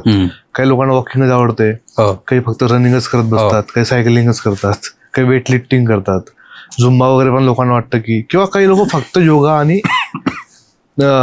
योगा किंवा प्राणायाम इथपर्यंत त्यांचा बेस असतो. तर कोणत्या व्यायाम पद्धतीचा तुमचा शरीरावर कोणता फायदा होऊ शकतो? आता हा फारच सुंदर प्रश्न आहे आणि हे मला बोलावं असं नेहमीच वाटतं लोकांना. मी पेशंटलाही आवर्जून नेहमी सांगतो. तर आपला जो व्यायाम आहे तो हा कधी एका प्रकारचा नसतोच, त्याच्यात वेगळं. जसं आपलं जेवणाचं ताट आहे, तुम्ही पोळी, भाजी, वरण, भात, ऍटलिस्ट हे 4 पदार्थ तरी पाहिजे, तर तुम्ही कम्प्लीट मील म्हणता त्याला. तर तसंच व्यायाम हा कम्प्लीट कधी होतं की त्याचे वेगवेगळे अंग आहेत. पहिला जो पार्ट आहे तो म्हणजे कार्डिओ म्हणतो आपण तेव्हा, किंवा एन्ड्युरन्स म्हणतो. त्याच्यामध्ये वॉकिंग आलं, स्विमिंग आलं, सायकलिंग आलं, ट्रेकिंग आलं. हे सगळं वजन पण मेंटेन करतं, कंटिन्युअस हार्टचं एक्सरसाइज करतं, हार्टला स्ट्रॉंग करतं आणि कुठेतरी वेट लॉस थोडंसं करतं. पण नुसतं तेच करायचं का? आता बरीच लोक मला म्हणतात सर मी तर रोज मॉर्निंग वॉक करतो पण तरी पण मला स्लिप डिस्क का झाली. आता मॉर्निंग वॉकचा आणि कमरेच्या मसलच्या स्ट्रेंथचा काही संबंध नाही, दोन्ही वेगळे आहेत. तर पहिला पार्ट हा एन्ड्युरन्स आहे. दुसरा पार्ट जो आहे तो म्हणजे मसल स्ट्रेंथ. आता प्रत्येक सांधा आपल्या जो जे काही शरीर बनलंय किंवा मणका बनलाय तो छोट्या छोट्या जॉईंट्सनी बनलेलं आहे. प्रत्येक ठिकाणी छोटे छोटे जॉईंट्स आहेत आणि ते जॉईंट्सला सपोर्ट करण्यासाठी मसल्स लागतात. गुडघा आहे, गुडघे का दुखतात तर हा मांडीच्या समोरचा जो मसल आहे क्वाड्रिसेप्स किंवा हॅमस्ट्रिंग्स ह्याच्यात कुठं विकनेस डेव्हलप झाला तर गुडघ्यावरचा म्हणजे लोड हा वाढतो. हा मसलचं काम काय की शॉक ऍब्झॉर्बर सारखं काम करणं. जे काही फोर्सेस असतात, आता जम्प केली तुम्ही वरनं साधारणतः 4 फुटावरनं, तर जे काही जर्क बसतात ते बरचसा जर्क हा मसल ऍब्झॉर्ब करत असतो. तो डायरेक्टली गुडघ्याच्या आतल्या कार्टिलेजवर किंवा खुर्च्यावर बसत नाही. पण मसल वीक असतील तर ते हे होतं. तर मसल स्ट्रेंथनिंग सेकंड जो प्रकार आहे मसल स्ट्रेंथनिंग ते फार गरजेचं आहे. आता मसल स्ट्रेंथनिंग हे वेगळे प्रकार आहेत. सोपं म्हणजे काय, घरी तुम्ही करा ना, पुशअप्स करा आणि स्क्वॉट्स करा. हे 2 जरी व्यायाम केले, मी तर म्हणेन बऱ्याच लोकांना 4 व्यायाम केले तरी बास होतात. तुम्ही पुशअप्स मारा, स्क्वॉट्स करा, थोडेसे प्लँक्स करा आणि पुलअप्स करा. हे 4 व्यायाम केले की तुमच्या पूर्ण बॉडीचं स्ट्रेंथनिंग एक्सरसाइज. पुलअप्सनी अप्पर बॉडी होते, स्क्वॉट्सनी लोअर बॉडी होते, पुशअप्सनी चेस्ट, शोल्डर आणि बॅक तयार होते आणि प्लँक्सनी कोर तयार होतो. 30 मिनिटात ओके. हो, हे 20-25 मिनिटं तुम्ही आरामशीर करू शकता. तर स्ट्रेंथनिंग हे तुम्ही सुरू करू शकता. हा नंतर ऑब्व्हियसली तुम्ही थोडंसं ऍडव्हान्स करायचं म्हटलं तर तुम्ही जिम मध्ये जा, वेट्स करा, त्यांनी बेनिफिट होतं. हा दुसरा. सगळ्यात महत्वाचा म्हणजे तिसरा म्हणजे फ्लेक्झिबिलिटी, जो आजकालचा मेन प्रॉब्लेम झालाय. लोक हालतच नाही, जागेवरच बसलेले असतात, त्यामुळे जॉईंट सगळे गंजल्यासारखे झालेत. बरोबर आहे. बिजागऱ्या दाराच्या गंजल्यावर कसं तो दार व्यवस्थित उघडत नाही, स्टिफनेस येतो. तसं हे तुमचे सांधे आणि ते स्टिफनेस येण्याच्या मेन जागा म्हणजे हिप्स आणि लोअर बॅक. दोन्ही हिप्स आणि लोअर बॅक स्टिफ झाली की तुमचं म्हणजे झालं कल्याण. तर ह्याच्यामध्ये तुम्हाला फ्लेक्झिबिलिटी हे फार महत्वाचं आहे आणि तुमच्या करिअरनुसार, तुमच्या कामानुसार तुम्ही किंवा तुमच्यामध्ये असलेल्या विकनेसनुसार तुम्ही व्यायाम कुठला जास्त करायचा आणि कुठला कमी करायचा. आयडियली सगळे व्यायाम करायचे असतात, पण आता मी म्हणेन IT वाल्यांचं उदाहरण, स्ट्रेंथ असेल भरपूर पण फ्लेक्झिबिलिटी नाही, तर तुम्ही प्रायोरिटी, जर तुम्हाला वेळच कमी आहे तर प्रायोरिटी सूर्यनमस्काराला दिली पाहिजे. फ्लेक्झिबिलिटी योगासारखा एक्सरसाइज नाहीये जो फ्लेक्झिबिलिटी वाढवणार, जॉईंट्सला मोकळं करणार, मसल स्ट्रेच करणार, लिगामेंट स्ट्रेच करणार. तर योगा, सूर्यनमस्कार हे जे व्यायाम आहेत त्यांनी फ्लेक्झिबिलिटी वाढते. आणि चौथा म्हणजे प्रकार आहे तो बॅलन्स. तर बॅलन्स म्हणजे काय होतं की आता जसं वय वाढतं आपलं, तर आपला जो छोटा मेंदू आहे त्याचं मेन काम आहे बॅलन्सिंग, तोल सांभाळणे. वयस्कर लोक का पडतात सारखे, थोडा तोल गेला पडले. तर या छोट्या मेंदूची पण कुठेतरी झीज असते आणि ती झीज रोखायची कशी असते किंवा त्याला त्या मेंदूला चालना सतत देत राहणं फार गरजेचं आहे. तर बॅलन्सिंग एक्सरसाइजेस, तर मग सिंगल लेग स्टँडिंग, आता योगात पण बरेचसे आहेत ते एका पायावर उभं राहणे डोळे मिटून, किंवा तो बॉल असतो बघा त्याच्यावर बॅलन्स करणं स्वतःला. तर ह्या गोष्टी, तर हे 4ही व्यायाम महत्वाचे. जी लोक बैठं काम करतात त्यांनी फ्लेक्झिबिलिटीला व्यायाम महत्व दिलं पाहिजे, तुमच्या एन्ड्युरन्सला महत्व दिलं पाहिजे. स्ट्रेंथ ट्रेनिंग महत्वाचंच आहे, रोज स्ट्रेंथ ट्रेनिंग करणं उपयोग नाही.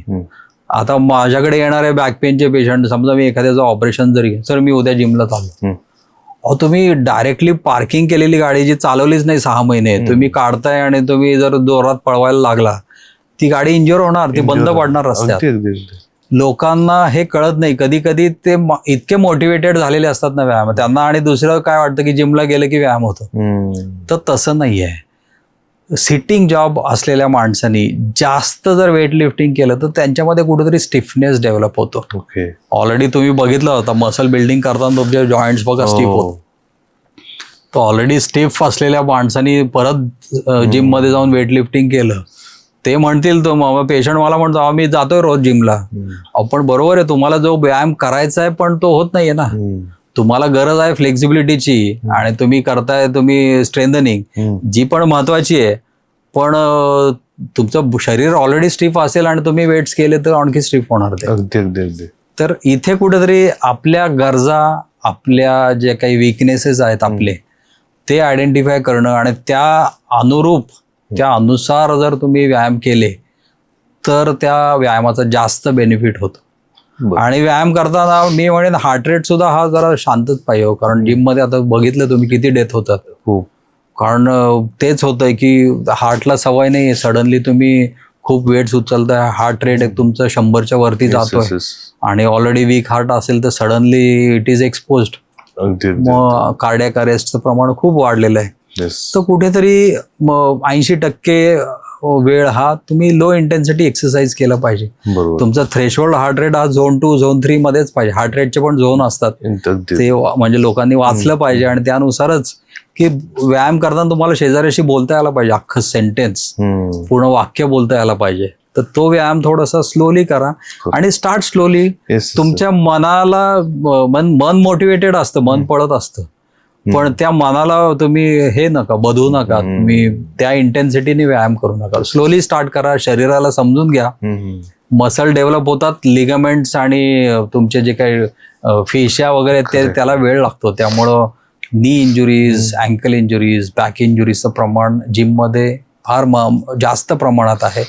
परत व्यायाम करताना तुमचा फॉर्म, वेट लिफ्टिंगचा, आता मॅक्झिमम जे आमच्याकडे येणारे पेशंट हे डेडलिफ्ट, स्क्वॉट आणि ते एक मशीन आहे बघा, तुम्ही पालथं झोपता आणि पायाने ते पुढे ढकललं. हा, मला माहित नाही नाव त्याचं.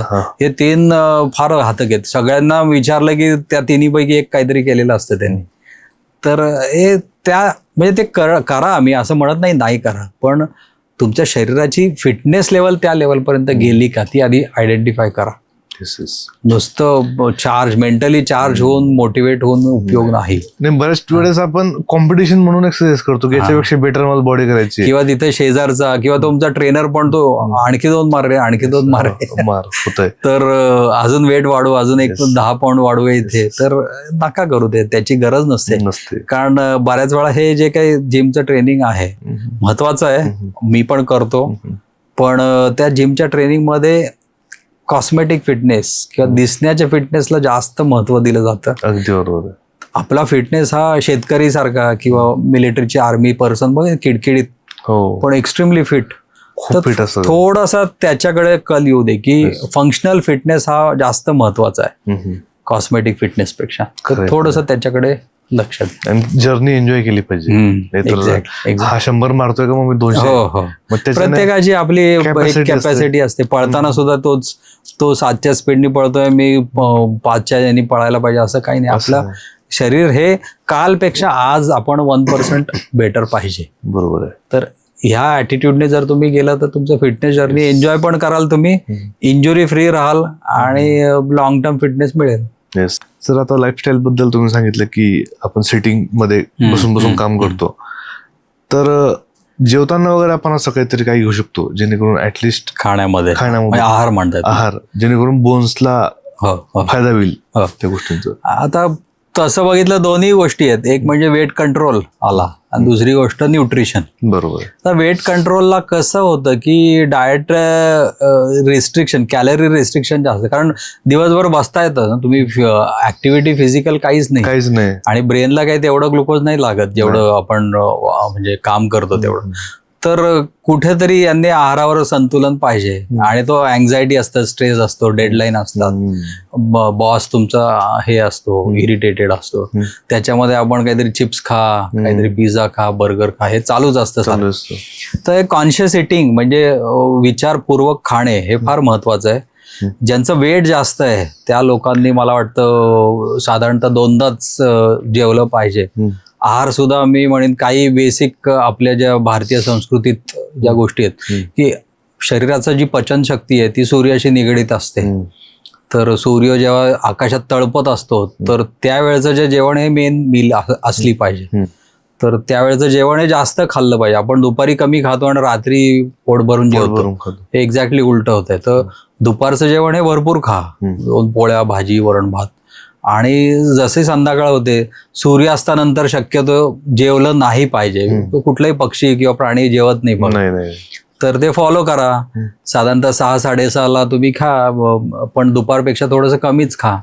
आहारामध्ये सुद्धा मी म्हणेन बॅलन्स डाएट. त्यामध्ये पहिलं नट्स, त्याच्यानंतर काही सॅलड्स, व्हेजिटेबल्स, प्रोटीन, मोड आलेली कडधान्य, निम्म हे पोट यांनी भरलं पाहिजे. आणि मग उरलेले याच्यात मग पोळी भाजी वरण भात आणि स्वीट खायचं तर अगदी शेवटी. म्हणजे बरेचसे आता इव्हन डॉक्टर दीक्षित पण तेच सांगतात. तर असं काही वेगळं नाहीये. तर या बेसिक प्रिन्सिपल्स, पोर्शन कंट्रोल, आहाराची वेळ पाळणे आणि योग्य वेळी खाणे. एक दिवस सकाळी 9ला जेवताय आणि दुसऱ्या दिवशी 2 वाजता जेवताय तर ते बायोलॉजिकल क्लॉक आपलं बिघडून जातं, कन्फ्युज होऊन जातं. तेच झोपेचं पण आहे. अगदी तुम्ही जर वेळेवर झोपत नसाल, वेळेवर उठत नसाल तर तुम्ही कितीही व्यायाम करा, कितीही खा, कितीही काही न्यूट्रिशनल किंवा कितीही डॉक्टरांकडनं काही स्पेशल हे घ्या ट्रीटमेंट, तुम्हाला ते लागू पडणार नाही. 90% झोप, रेस्ट बऱ्याचपैकी काम करतं. सगळ्याचं हे शरीराचं जे काही घड्याळ बाबा म्हणतो ना आपण, योग्य वेळी उठा, योग्य वेळी झोपा, तर तसं ते व्हायला पाहिजे. त्यांनी जास्त छोट्या छोट्या गोष्टी आहेत जे आपल्या प्रत्येकाला मला वाटतं हे पाळता येऊ शकतात. फक्त त्याच्यामध्ये कुठेतरी आपल्याला हे जाणीवपूर्वक इनिशियली अभ्यास म्हणून करायला लागतं. पहिले 3 आठवडे तुम्ही केल्यानंतर ती सवय होऊन जाते. एकदा सवय झाली की मग तुम्हाला काही चेंजेस लागत नाही. आणि या बाबतीत सगळ्या लोकांना सगळं माहिती असतं बरं का. फक्त एक्सक्यूज योग्य प्रमाण आणि योग्य वेळ नाही म्हणतात लोक. ऍक्च्युली वेळ सगळ्यांनाच असतो, प्रायोरिटी नसते. ठीक आहे, बरोबर आहे. योग्य प्रमाण आणि योग्य वेळ ती मॅच केली एक्झॅक्टली तर आपला. आणि हे आर्टिफिशियल जे आहे प्रोटीन्स बाजारात बऱ्यापैकी न्यूट्रिशनल इंडस्ट्री आहे मोठी, तर तशी बघितलं तर सामान्य माणसाला नाही लागत. तुम्ही रेग्युलर आपलं नाचणी खा, तुम्ही फळं खा चांगली, तुम्ही मिलेट्स खा, भाज्या खा, यांनी जे काही न्यूट्रिशन लागतं ते आपल्या शरीराला मिळतं. आणि दुसरं एक न्यूट्रिशनचं असं आहे की शरीर जर तुमचं बसलेलं आहे नुसतं, म्हणजे पार्किंग मध्ये गाडी ठेवली आणि पेट्रोल तुम्ही वरनं टाकताय, ते पेट्रोल वापरलंच नाही तर कसं जाणार. तर शरीराचं ऍब्झॉर्प्शन कॅपॅसिटी कधी वाढते, जेव्हा त्याची नीड वाढते. नीड कधी वाढणार, तेव्हा फिजिकल ऍक्टिव्हिटी होते. तुम्ही नुसतं चांगलं खाऊन आणि नुसतंच बसताय तर त्याचा उपयोग नाहीये. तुम्हाला फिजिकल ऍक्टिव्हिटी पण पाहिजे, ते अन्न पचवायला. त्याच्यातले जे काही न्यूट्रिशन्स आहेत किंवा त्याच्यातली काही जी काही पौष्टिक गुण आहेत ते शोषून घेण्यासाठी फिजिकल ऍक्टिव्हिटी. भूक लागली पाहिजे कडकडून. किती लोकांना आता कडकडून भूक लागते, नाही लागत. तर ह्या सगळ्या गोष्टी मला वाटतं we are going back to the basics. आपले आजी आजोबा जे करायचे तेच करतोय, वेगळं काहीच नाही. आणि सुरुवात करा, म्हणजे 1 जानेवारीची वाट नाही पाहिजे की न्यू इयर रिझोल्यूशन असं काही नसतं काही. सगळ्यांनी इन्क्लुडिंग मी, आपण दोघांनी पण. नक्की. आणि आपल्या प्रेक्षकांसाठी पण तोच एक मोलाचा संदेश आहे की शरीर संपत्ती सगळ्यात महत्वाची आहे आणि त्याला पर्याय नाही आहे आता. सर थँक्यू सो मच, तुम्ही इथं आलात आणि इतकं मोलाचं तुम्ही नॉलेज आमच्यापर्यंत पोहोचवलं, जेणेकरून लोकांना आता मणक्यांचे काही आजार असतील किंवा जे काही होणार असतील किंवा त्रास असतील ते होणार नाहीत किंवा कमी प्रमाणात होतील, किंवा जर झाले तर ते पॅनिक नाही होणार. योग्य ते कन्सल्टेशन घेतील, योग्य ते ट्रीटमेंट घेतील आणि पूर्वरत आपल्या कामाला ते सुरुवात करतील असं मला वाटतं. तुम्हाला इथे येऊन कसं वाटलं? अतिशय मस्त वाटलं. खूप गप्पा आमच्या मस्त गप्पा झाल्या आणि ते टेन्शन नव्हतंच. ते मला वाटतं आपल्या गप्पाच झाल्या, शिक्षण नाही झालं किंवा मी काही बोललो. तुमच्याकडनं मला बरीचशी माहिती मिळाली, मी तुमच्याशी. नाही, आम्हाला खरंच भारी वाटलं. तुम्ही एक 25 वर्षाचा अनुभव आम्हाला एक तासाभरात सांगितला आणि खरंच खूप डीप मेडिकल सायन्स होत चाललंय आता. पण तरीही ज्या बेसिक गोष्टी आहेत तुम्ही म्हटल्याप्रमाणे की मेडिसिन, रेस्ट किंवा मग बेसिक एक्सरसाइज आणि खाण्याचं प्रमाण, याला पर्याय नाही. म्हणजे तुम्हाला ट्रीटमेंट घ्यायची गरज पडू नये म्हणून सर इथं बसले जातात. एक्झॅक्टली. मी जरी सर्जन असलं तरी मी लोकांना म्हणतो ऑपरेशन पर्यंत पोहोचू नका. बऱ्याचशा गोष्टी विना ऑपरेशन तुमच्या. तर आय होप तुम्हाला हा एपिसोड आवडला असेल. असेच एपिसोड पाहण्यासाठी चॅनलला लाईक, शेअर आणि सबस्क्राईब करायचं विसरू नका. Thank you so much for watching. Thank you so much. Thank you very much.